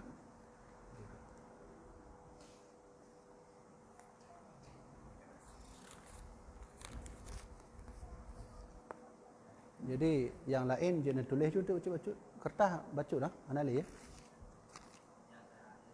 Oh, nah. Jadi ibu-ibu, ayah-ayah lutuan hormati, nasi kadang-kadang bak sabuh majlis sesi tanya jawab, kertas dibagikan untuk tulis keroro. Nah, baru kirim ke dalam. Nah, tapi karena mungkin katelak dah atau mungkin ya nah. Atau kiban boleh? Kadang benar dia, kadang langsung dia. Oh, ji. Langsung tanya. Jawab. Tak boleh. Bismillahirrahmanirrahim. Assalamualaikum warahmatullahi wabarakatuh. Assalamualaikum. Abuya, dalam terjemahan kitab Al-Fatawa berkenaan dengan wadifah Abuya tersebut, bahwa sesuai salat subuh berjamaah, Abuya melanjutkan wiridnya sebagaimana biasa sampai kira-kira jam 10 siang. Pertanyaannya, wirid apakah yang diamalkan beliau? Yang kedua, bolehkah kami sebagai masyarakat awam mengamalkan amalan tersebut? Ataupun amalan tersebut hanya khusus untuk ulama setingkat Abuya? Mohon penjelasan dan terima kasih atas jawaban Abuya. Wassalam. Yang dengar dari almarhum Abuya Muhyiddin, Abuya Mudawali, na pedubah wirid le sembahyang subuh dibaca oleh beliau. Na sabuh Hizbun Nawawi. Almarhum Abuya nyan le sembahyang subuh baca Hizbun Nawawi. Hizbun Nawawi munyo le sembahyang asar baca surat Al-Waqiah. Munyo le sembahyang subuh surat Ar-Rahman, Hizbun Nawawi, dan setelah ji luan afum le, karena memang zikir le ba almarhum Abuya Mudawali Al-Khalidi. Maka ji Abuya Mudawali Al-Khalidi ketika le sembahyang subuh teruk bak posip leuhnyan baca zikir, kadang-kadang wate budah hanjuk le budah karena nyo ka sakit mendu. Nyam payah awak santri ni jak bantu Abuya budah. Teruk kama tangku.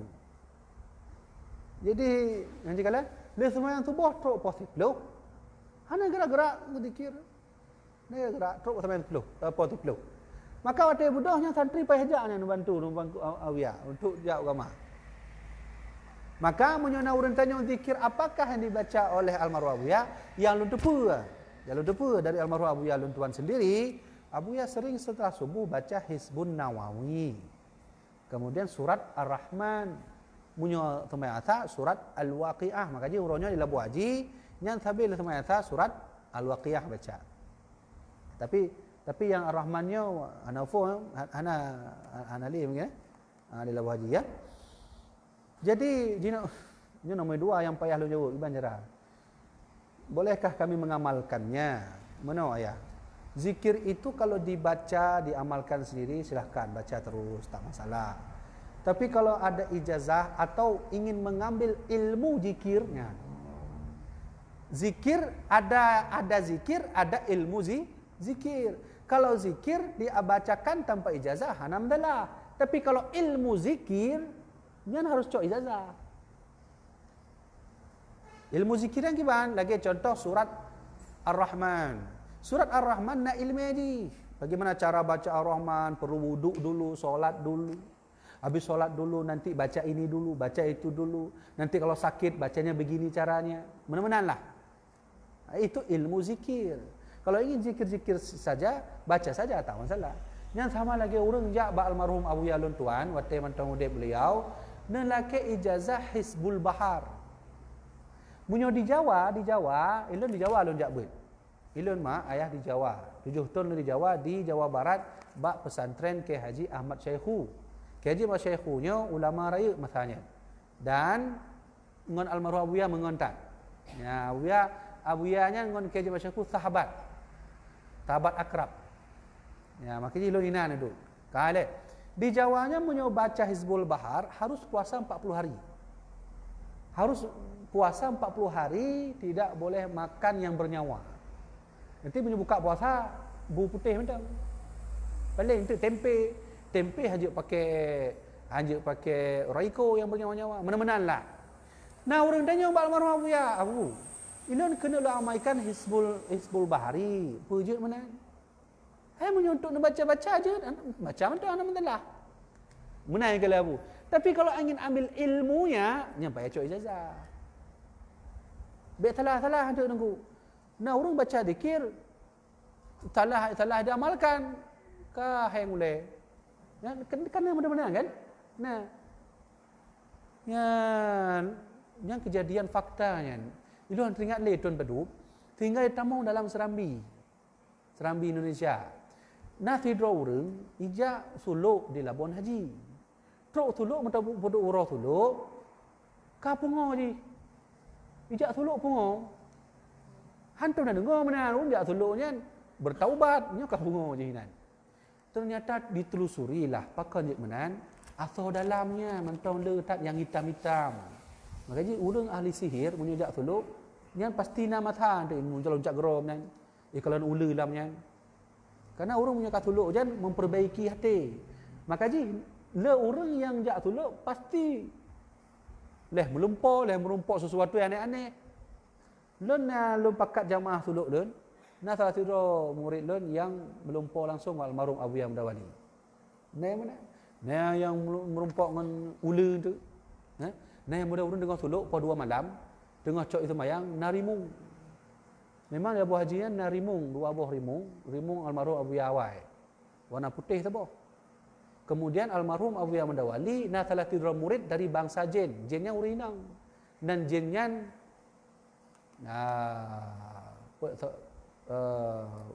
Putra Barin. Ya, mana nak teringat lun tuan. Lun teringat dia Pucuk Barin ni dia di Bandar Aceh. Nya Putra Barin. Putra Barin. Yang kedua tuan sampaikan bahawa sesungguhnya mengamalkan ilmu zikir harus ada ijazah. Tapi kalau baca-baca sekedar saja, alhamdulillah baca je. Tengku ulun benar ilmu. Ilmu baca harus cok ijazah. Mudah-mudahan nunjuk je langsung tengku. Oh baiklah, baiklah. Untuk nama tanya tu. Kaju ya.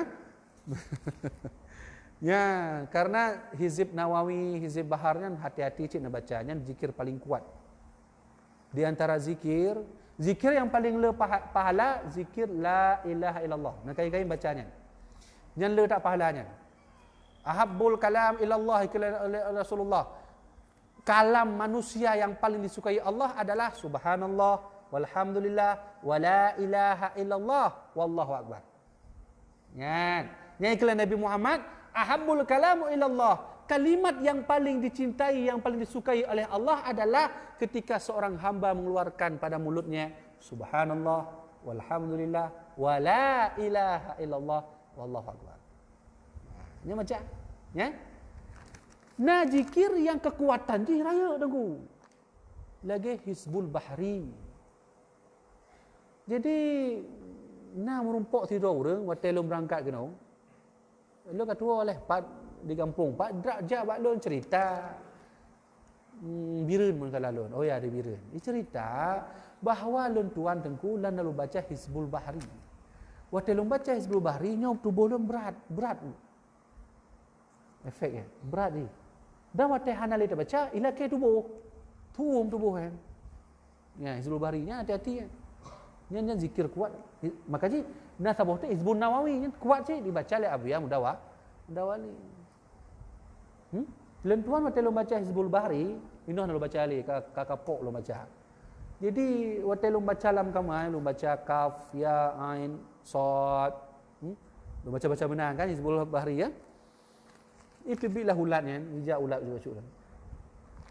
Kale kan biasa ada kalau ulat tinu kalau tampung, alhamdulillah. Kalau biasa, kai itu bit ulat ledak dulu. Mentepek ulat leh pak ulat, mah nak le tha anak padat tapi na la guna.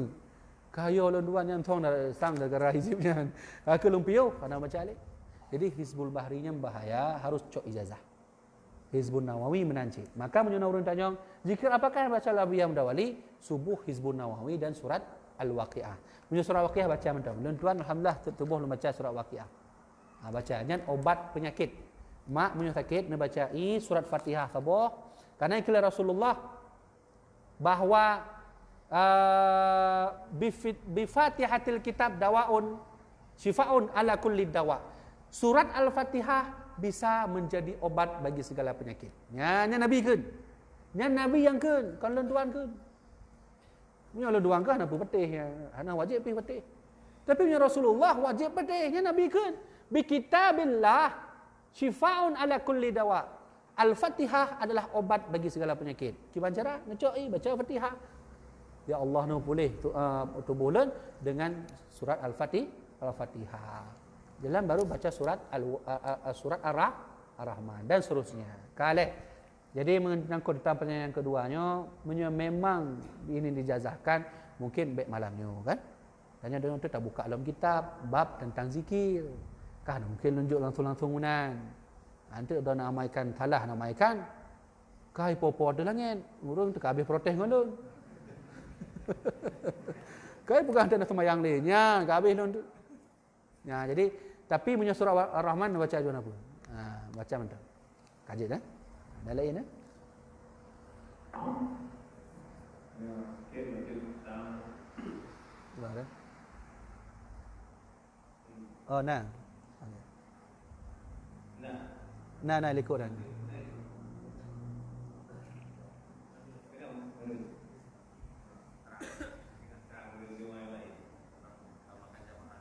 Ya.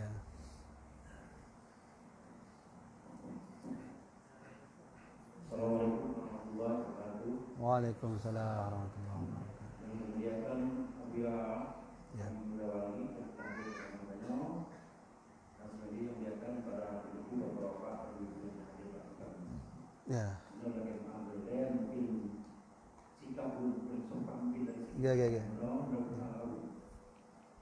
mana yang dalam Abu Bakar itu yang bersiap nak bukti untuk asal itu yang termasuk adalah Aceh Indonesia.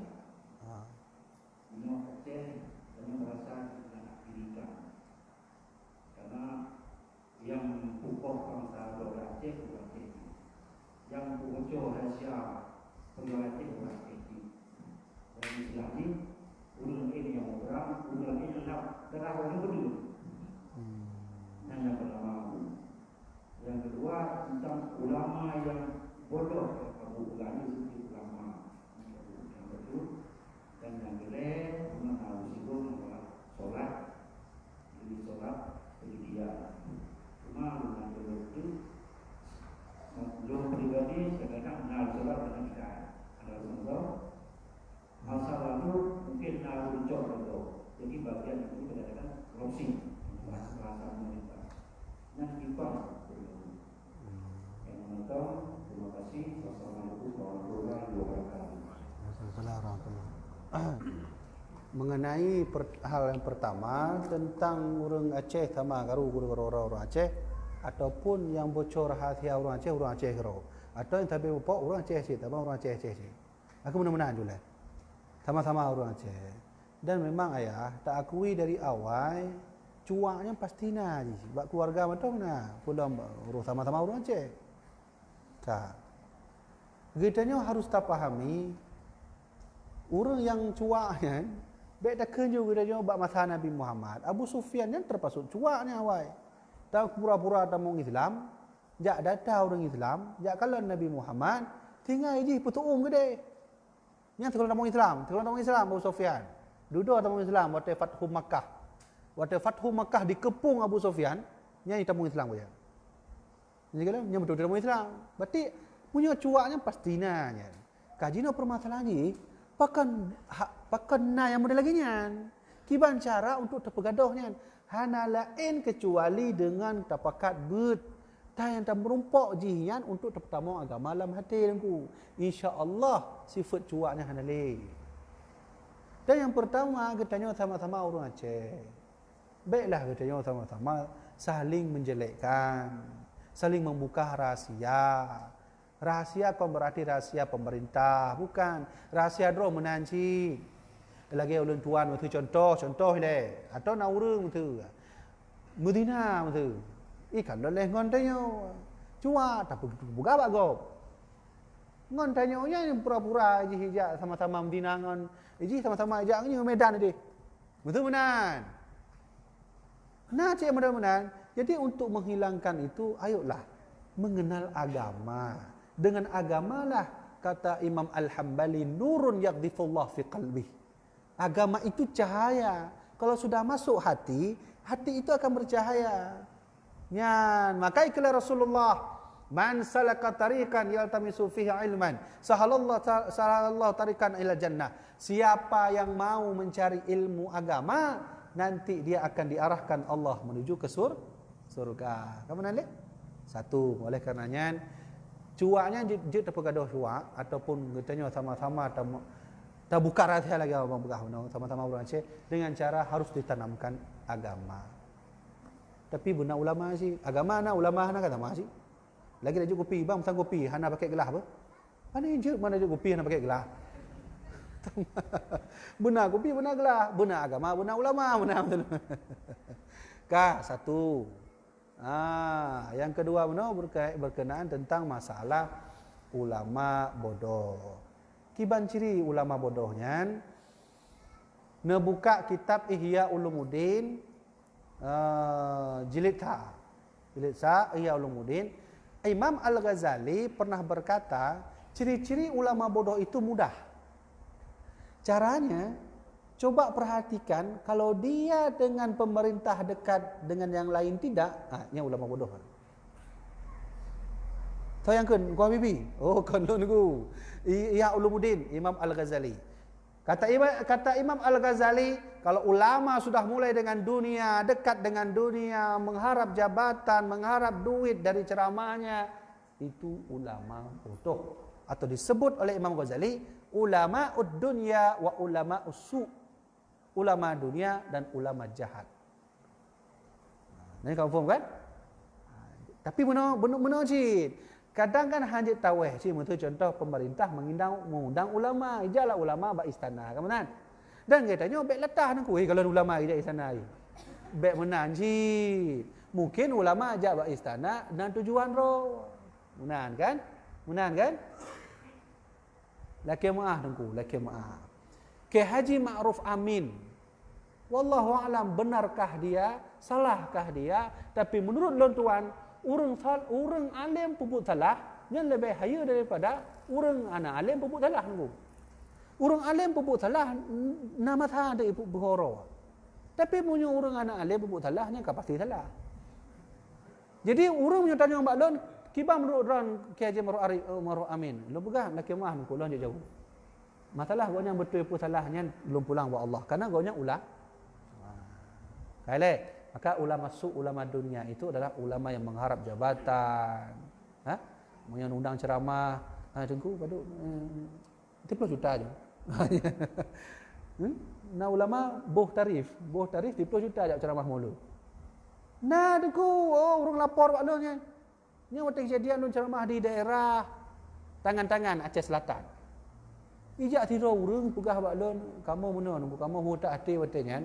Wate undang salah tiro tengku. Ibu tarif 5 juta, kamu nak peng 10 juta. Go nyangka ceramah kamu payah hajak minta peng hutang. Oh, manaudzubillah min dzillah, ya Allah, puji ulun daripada hal menan-menan.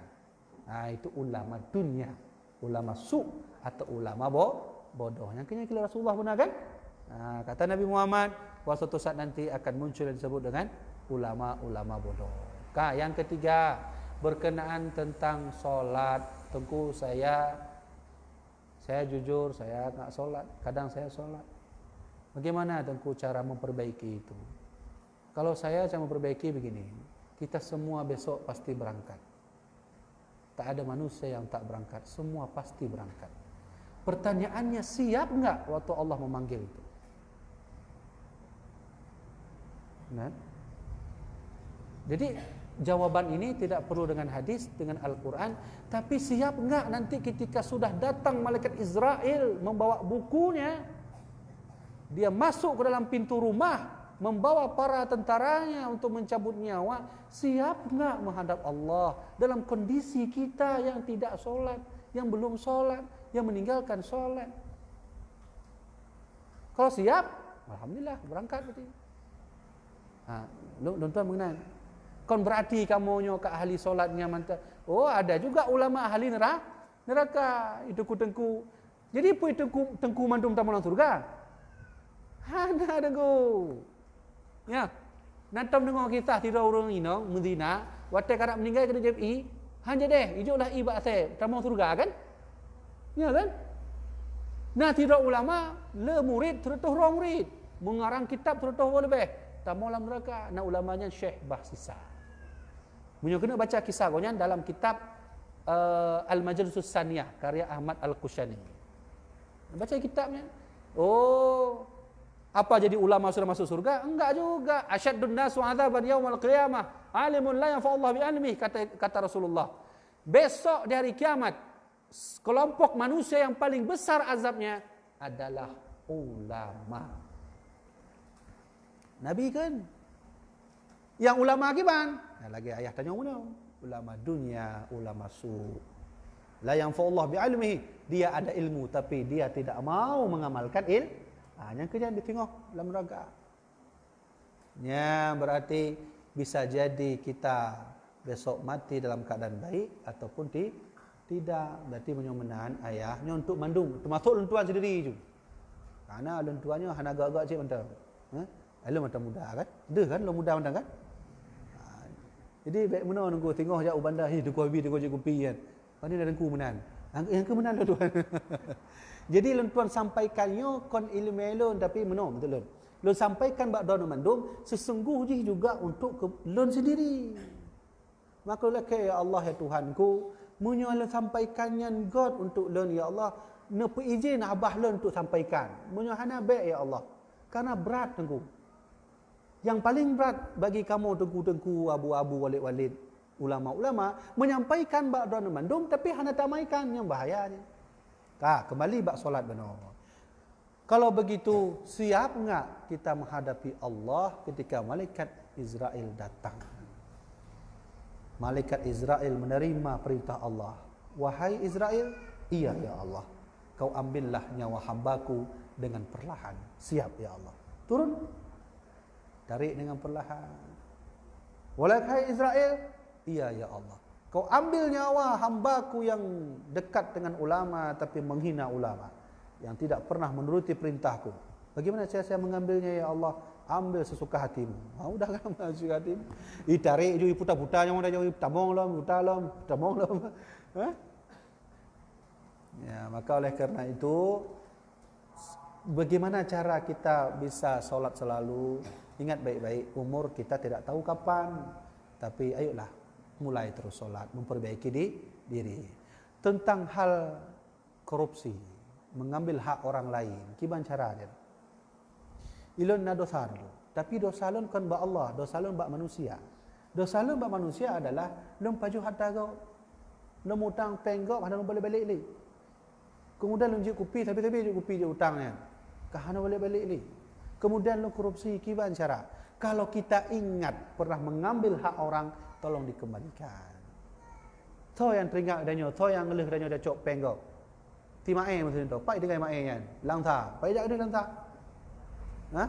Betul benar. Okey maaf, lu hutang baru yang. Benar macam cara. Kalau misalnya enggak dapat teguh, lu hek lu minta hana merumpok nungku kemudian lu lupa jo hak kau sebagai je, maka usahakanlah membersihkan diri dengan banyak sedekah. Tapi mohon ba Allah ya Allah, tolong belum meninggal ni perumpok dan taat orang-orang yang kalian zalimi dengan peng. Kalau yang zalimi dengan harta, ni pun bahalu bayar. Tapi walau tak preh urangnya tetap sedekah terus untuk membersihkan harta katanya. Termasuk zakat. Namun dapat lentuan jauh. Jadi ayah lentuan hormati, kembali bak tanyo mandum. Tengok kedanyo akan berangkat. Lagi gure tanyo Ahmad tengok tu Sanusi. Aku Sanusi ya. Banyak kan berangkat. Guranya berangkat cik kan? Wallahu alam. Bagaimana form tanyo dan kuasa Sanusi tu? Darinya mempok miong meninggal dengan jalan. Tapuk miong meninggal. Kon tapuk motor truk kan? Naufum dan seterusnya. Oleh kerana itu, mari sama-sama insya-Allah kita minta kepada Allah, kita selalu dalam rahmat Allah, diberi syafaat oleh baginda Rasulullah sallallahu alaihi wasallam. Kan lain dia yang dengan yang berkembang itu yaitu tentang kampus anak-anak yang kaum pakai. Ketika anak-anak pakai kampus, kemudian kayak UI dalam kampusnya. Tengok anak semayang ya.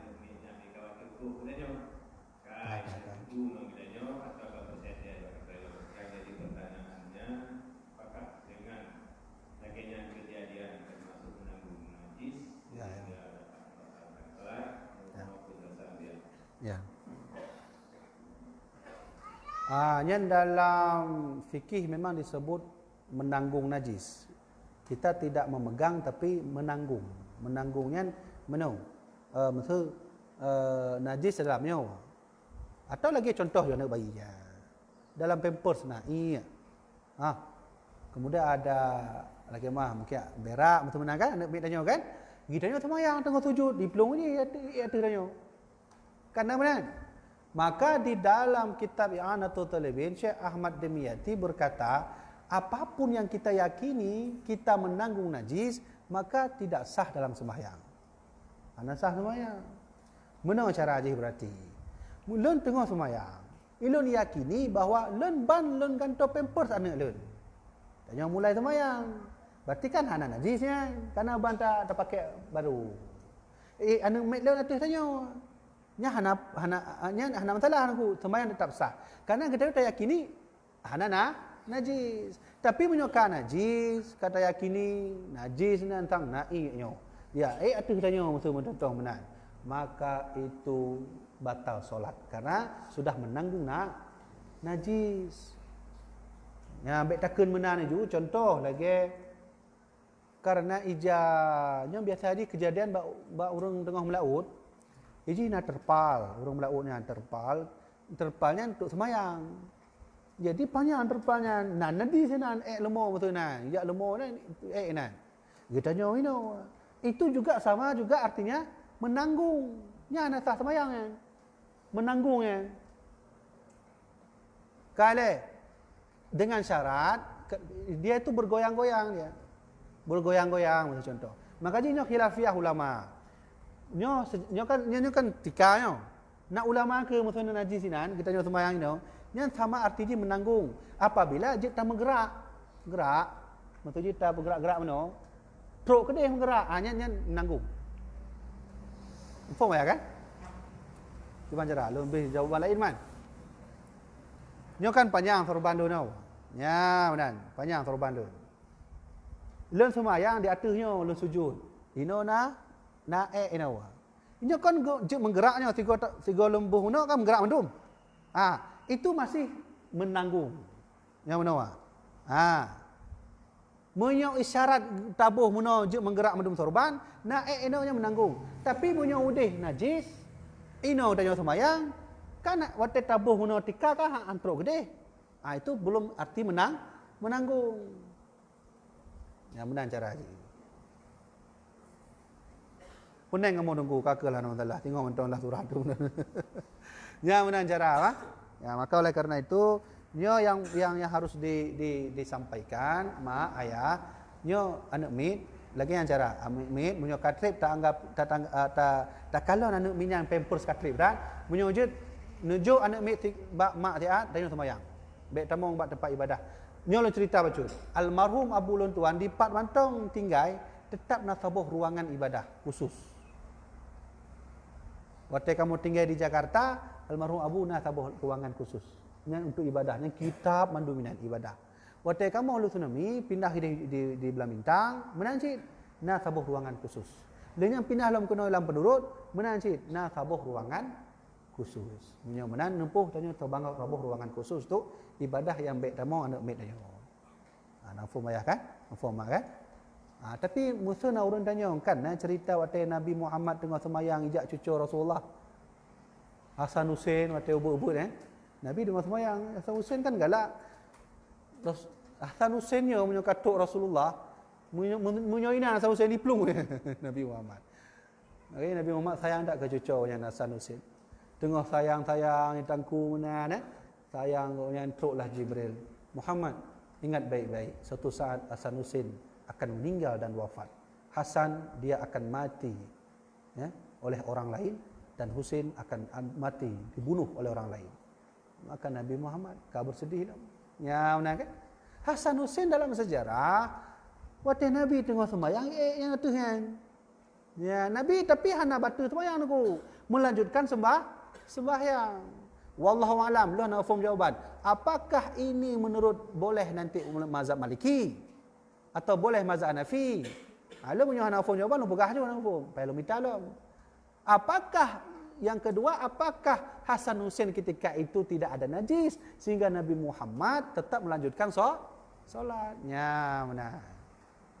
Kawin. Benar. Yang lain? Yang lain, yang langsung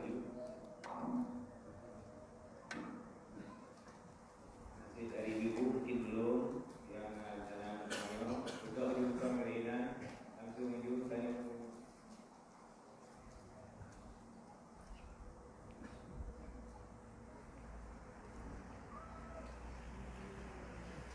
Coba, Hana. Yang Hana berarti tawallahu alam.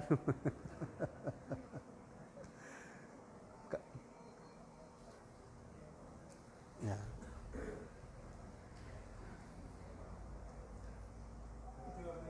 Ya, coba Hana.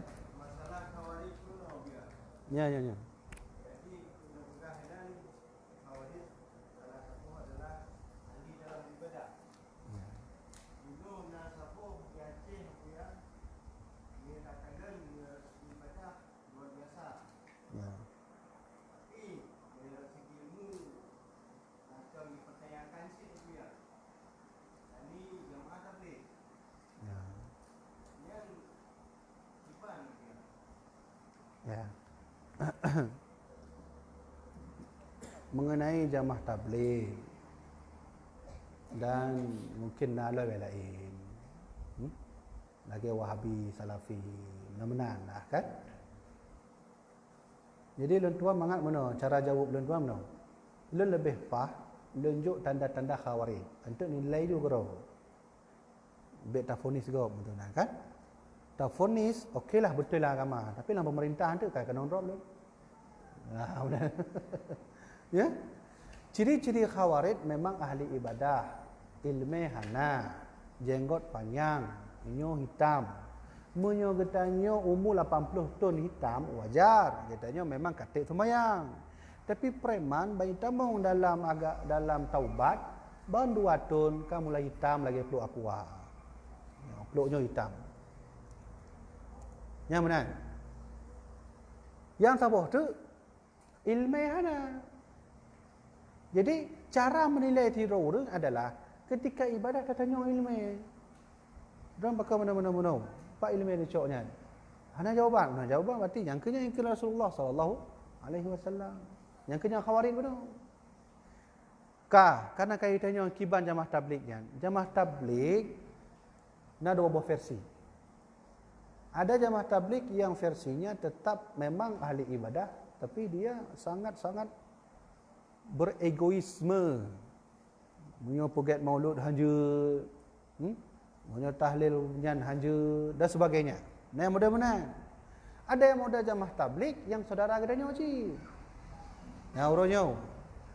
Jamaah tabligh yang pakai juk menanawaknya karena dia mengikut salah seorang ulama yang ada di India.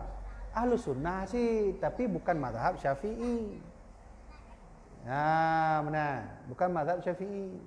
Makanya huronyo karena wate ulama katanya tusuk ayah sub menghadiri majlis Maulidun Nabi yang dibuat oleh jamaah tabligh di Aceh Besar. Ya, berarti bahwa jamaah tabligh itu ada yang ekstrim, ada yang memang sama seperti kita. Tapi beda mazhab itu. Mereka pakai mazhab yang lain selain mazhab Syafi'i. Terlebih lagi nilai gero nunggu. Baik lun Jawa. Nyo kalef bab FB. Nyo Facebook lun ka hanali yang awal ke serang. Leh pura-gara serang pakai lun serang ulama lain nah. Diserang yang pengikut lun tuan ka le belah rubeh. Ya kan? Jadi nyo kalau pakai Facebook ulun dan Facebook ulun biwali 2. Hanapu add lainnya ka hanali ngon. Kalau rubeh. Benar. Jadi baik taken ju jamaah tabligh najid ya lagi contoh Wahabi Salafi. Nah yang model orangnya di Aceh Syiah. Oh Syiahnya kana di Aceh hanapu nu pegah Syiah hana di Aceh. Gedanya tak yakini ju hanapu mentong le ulama di Aceh nama telahnya. Oh Syiah kana nunggu. Ahmadiyah kana ji. Nah model ajaran meno. Ajaran temayang hana payah le. Jadi cara semayang je nit mentang sengaja semai luhur kan Allah Taala. Kasih berangkat ulang. Nah yang model mana di Aceh? Apakah itu juga termasuk khawarij? Lagi tuan tanya mana khawarij. Ulang tengok tu khawarijnya ahli ibadah, jenggotnya panjang, nyo hitam, pekat hitam. Nalum rumput segala melabuhnya, ubenya hitam, nyo peluknya. Dipuduk benar nunggu. Ya benar, nah yang benar. Kemudian kalau ibadah dia tidak ada ilmu. Nah, nyantuk minta gurau tu. Nah, kemudian leh. Tapi walau begitu tidak boleh kita saling bermusuhan. Siapapun dia, kalau masih percaya dengan Allah, percaya dengan baginda Rasul, percaya dengan kitab suci Al-Quran, percaya masih kepada kiblat, kepada Ka'bah, percaya kepada Nabi Muhammad, maka itu saudara kita. Munyo sesat, ayo kita diskusi, ayo kita musyawarah. Kemudian kan Nabi Muhammad menang cara dakwah kan? Nantam dengar Nabi Muhammad kan kafir, sesat. Nabi tak pernah berdakwah seperti itu. Beliau punya akhlakul karimah. Kalian tu. Mungkin tabuh pertanyaan tu terakhir dari ibu-ibu mungkin. Oh ya, baik. Assalamualaikum warahmatullahi wabarakatuh. Waalaikumsalam. Baca pertanyaan dari Don Buya, masalah air kencing dan air mani. Ya. Perbedaan ini menyoi TV ini memandang darah, sedangkan ini kan najis menyoi mani menyoi TV pakai mana? Dan gimana hukum wajib gimana? Oh benar. Ya, itu hukumnya ngebuka kitab Yanah tu. Oh, baik Yanah buka. Kitab Al-Bajuri, Hasyiah Al-Bajuri bab tentang masalah sabila ini. Batal wudu karena sebab sabila ini, keluar sesuatu dari dua tempat, dubur dan kubul. Ini naik tulis tu. Nah, pada fatwa ulama bahawa hampir seluruh ulama lanjut tajib iman. Tak boleh. Ya? Tidak boleh hukumnya. Walaupun nanti ada sebahagian yang berkata untuk pengobatan. Orang Cina je ke obat, orang Cina beda kenyang ju. Ingat bayi mentong je ke obat berah je. Ya, tai sapi kan, mana je. Jadi ke obat juga. Nah, semua yang haram bisa jadi obat asalkan dalam keadaan darurah. Menyokal darurat, lanjut leh tengku baru pakai. Tapi jawaban dan tuan malamnya mengenai tentang masalah mani itu bisa buka dalam kitab Bajuri pada bab batal wudu fi sabilaini, kubul dan dubur. Ini lanjut tu, fatwa lanjut. Walaupun dia suci. Ya, menang cara. Yang kemudian jawaban lu tadi. Mana lain Ya? Oh, benar. Ya. Kenapa kalau kencing tak mandi? Tak payah mandi. Kalau keluar air mani payah mandi. Kemudian kan? Yang tambah lagi orang pakai punya sakit punggung payah tajib ubat dari abah. Kan ubat punggung kan je. Betul menan ko ibarat. Kan? Pakan pakai sakit ulai payah tajib ubat ngan abah. Kan ubat ulai je. Tak. Jawabannya bahawa sesungguhnya kenapa kita harus mandi? Pertama, itu perintah Allah. Kaile, yang pasti perintah Allah, perintah Rasulullah untuk mandi. Yang kedua, ternyata menurut medis, ahli kedokteran, bahwa ketika sudah kita mengeluarkan air mani itu, tenaga kita menghilang. Ini medis yang ke, baik salah hanya tahu bukan kuah bibi. Kalau bukan hanya medis. Sehingga ketika kita mandi, itu kekuatan itu akan kembali ada. Kembali ada. Maka sunnah kata Rasulullah ketika sudah kita misalnya berhubungan, sunnah kita mengambil air sembahyang. Yan, ikilah Rasulullah sallallahu alaihi wasallam yang lu baca dalam kitab Sabilal Muhtadin. Sunnah ambil air sembahyang. Bahkan menurut riwayat makruh bunyo getanyo tengah dalam keadaan hadas besar makan nasi, minum kalau belum mandi. Hukumnya makruh. Berarti munyo hadas besar baik haid, baik nifas atau keluar mani, maka harus wudu untuk ngambil. Bahkan menurut riwayat lain haram. Haram hukumnya makan bagi orang yang hadas besar. Ya, jadi mana cara? Maka hikmah daripada pakon kita harus mandi setelah keluar air mani itu untuk mengembalikan kekuatan untuk ibadah kepada Allah Subhanahu wa taala. Kekuatan dengku, kekuatan kepada Allah Subhanahu wa taala. Kaji. Assalamualaikum warahmatullahi wabarakatuh. Bertanya, berpoligaminya haruskah meminta izin istri tua, dan jika tidak minta izin apakah berpoligami?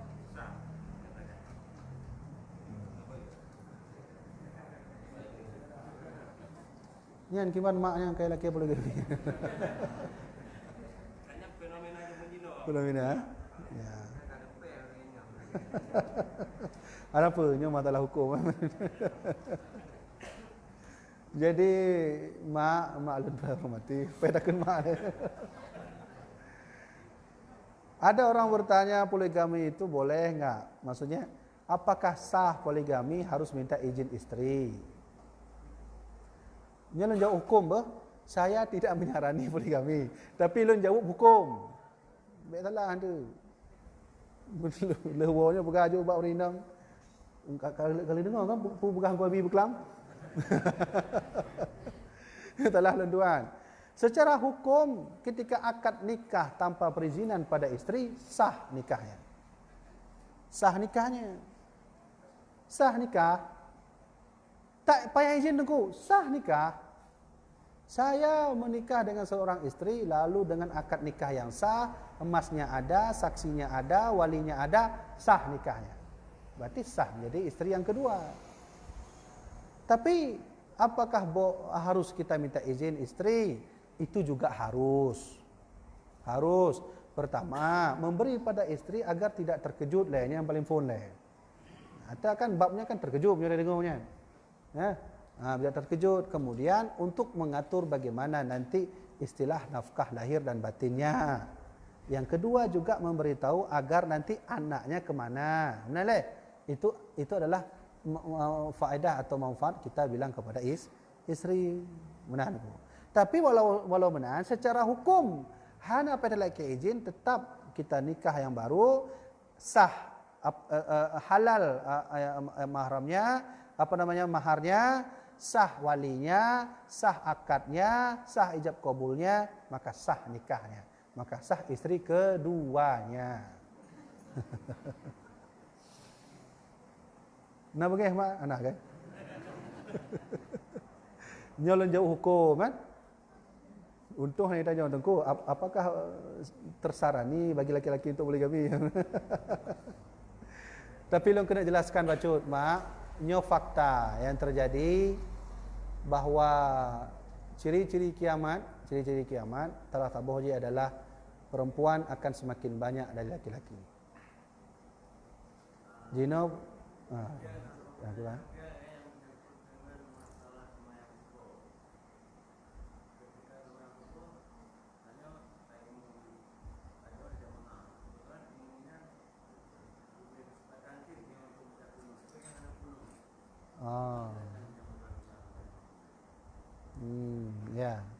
Yang sama lagi getanya semayang di Makkah. Di Makkah kan hanya pakai kunut. Ya. Semayang bak sabuh masjid, bak sabuh menasah. Kemudian truk tidur urang yang kena je ke imam sembahyang tak pegah tengku imam.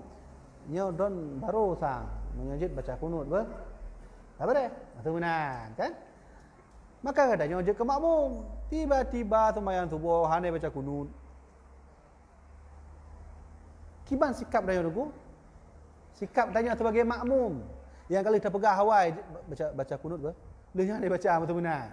Sikap dia gimana? Pertama, bahas hukum boleh. Dia bahas hukum boleh. Hukum kunut yang tidak wajib, tapi sunnah muakkad. Ulama Asy-Syafi'i berpendapat siapa yang tak baca kunut harus sujud sahwi. Kalaupun sengaja tak sujud sahwi, kunut hanya baca tapi hanya sujud sahwi, maka sah sembahyangnya, tapi makruh. Jid buka kitab Sabil Mudadin, tu nak jelaskan masalah kunut. Ini kitab Melayu ni. Ini loncok pendapat. Kanya hukum kunut. Sengaja hai baca kunut, tak sengaja alam hana sujud sahwi. Itu sah sembahyang tapi makruh. Satu. Yang kedua, tiba-tiba itu ku imam hana baca kunut. Apakah lu tetap dondong baca kunut dengku? Itu dengku jangan kamu lai, kita tetap dondong sebenarnya. Apakah begitu? Silahkan boleh baca kunut seperti biasa, tapi backtrack tak nunggu. Karena meninggalkan sampai 3 rukun imam, misalnya tidak sah lagi ikut jamaah. 3 rukun imam. 3 rukun imam gimana? Sujud 1. Gitanya mentondongnya kunut. Kedua, duduk antara 2 sujud 2. Yang ketiga susu ada. Menyo lebih dari tiganya yang tanya nak salih ikut sebagai makmum.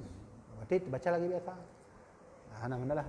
Tapi lebih pas, lebih disunnahkan muakkad, lebih dianjurkan baca kunut. Yang baik pakai le salamnya budoh tak budoh kan. Ya nah. Gimana ayah? Assalamualaikum warahmatullahi wabarakatuh. Waalaikumsalam. Ya, bagaimana tentang ngerti pendapat Ustaz yang dijawab yang menyatakan bahwa ini infak mana wajib begitu ya? Oh. Itu yang ada komunikasi kita jawab. Jadi benar dalam kalau video nasi doa ustaz yang gugah jilbab hana wajib beli. Jilbab hana wajib beli. Kita nyo mata hana ilmu tak dengar salah kan? Nak salah mak? Kita nyo hana ilmu tak dengar urang kan jilbab hana wajib beli nak salah Salah kan? Apalagi urang nak ilmu lebih salah lah. Apakah jilbab itu wajib atau tidak? Lawik je nak urang kan jilbab hana wajib beli. Nyo ulun jelaskan leh. Dalam surat An-Nur ayat 31. Qul lil mu'minina yaghdudna min absarihinna wa yafatna furujahunna wa yabdina wa la yubdina zinatahunna illa ma dhahara minha wal yadribna bi khumurihinna ala juyubihinna. Surat An-Nur ayat 31. Apa kata Allah? Wa qul lil mu'minin, Muhammad, katakan kepada orang-orang yang beriman, jagalah farjinya, kemaluannya, dan jagalah matanya, mata perempuan orang yang beriman. Wal yadribna bi khumurihinna ala juyubihinna, ajarkan perempuan untuk menutup auratnya sampai ke dada. Mana cara? Laginya cara pakai kerudung, berarti. Nya. Benar kan? Dah pernah pada lu agam. Nya, benar. Nya. Wal yadribna bi khumurihinna ala juyubihinna. Ajarkan kepada orang-orang yang beriman, perempuan yang Muhammad, tutuplah kerudung itu sampai ke dadanya. Urangnya kah nak menang, pakai kerudung mana you pakainya menang. Aku tarik dulu no, gantung atau bak kaya. Lanjutnya. Mak apa? Baik bengai kelon, nyat aturan Islam. Kalau pegah mana? Kalau yang pegahnya Allah langsung. Satu. Yang kedua, nah tabuh cerita singkat. Jadi ayatnya nyo nak sebabnya. Ayat ini ada asbabnya. Kenapa ayat ini turun? Nah, kemudian leh. Surat An-Nur ayat 31. Kenapa ayat ini turun? Karena ada kejadian di masa Nabi.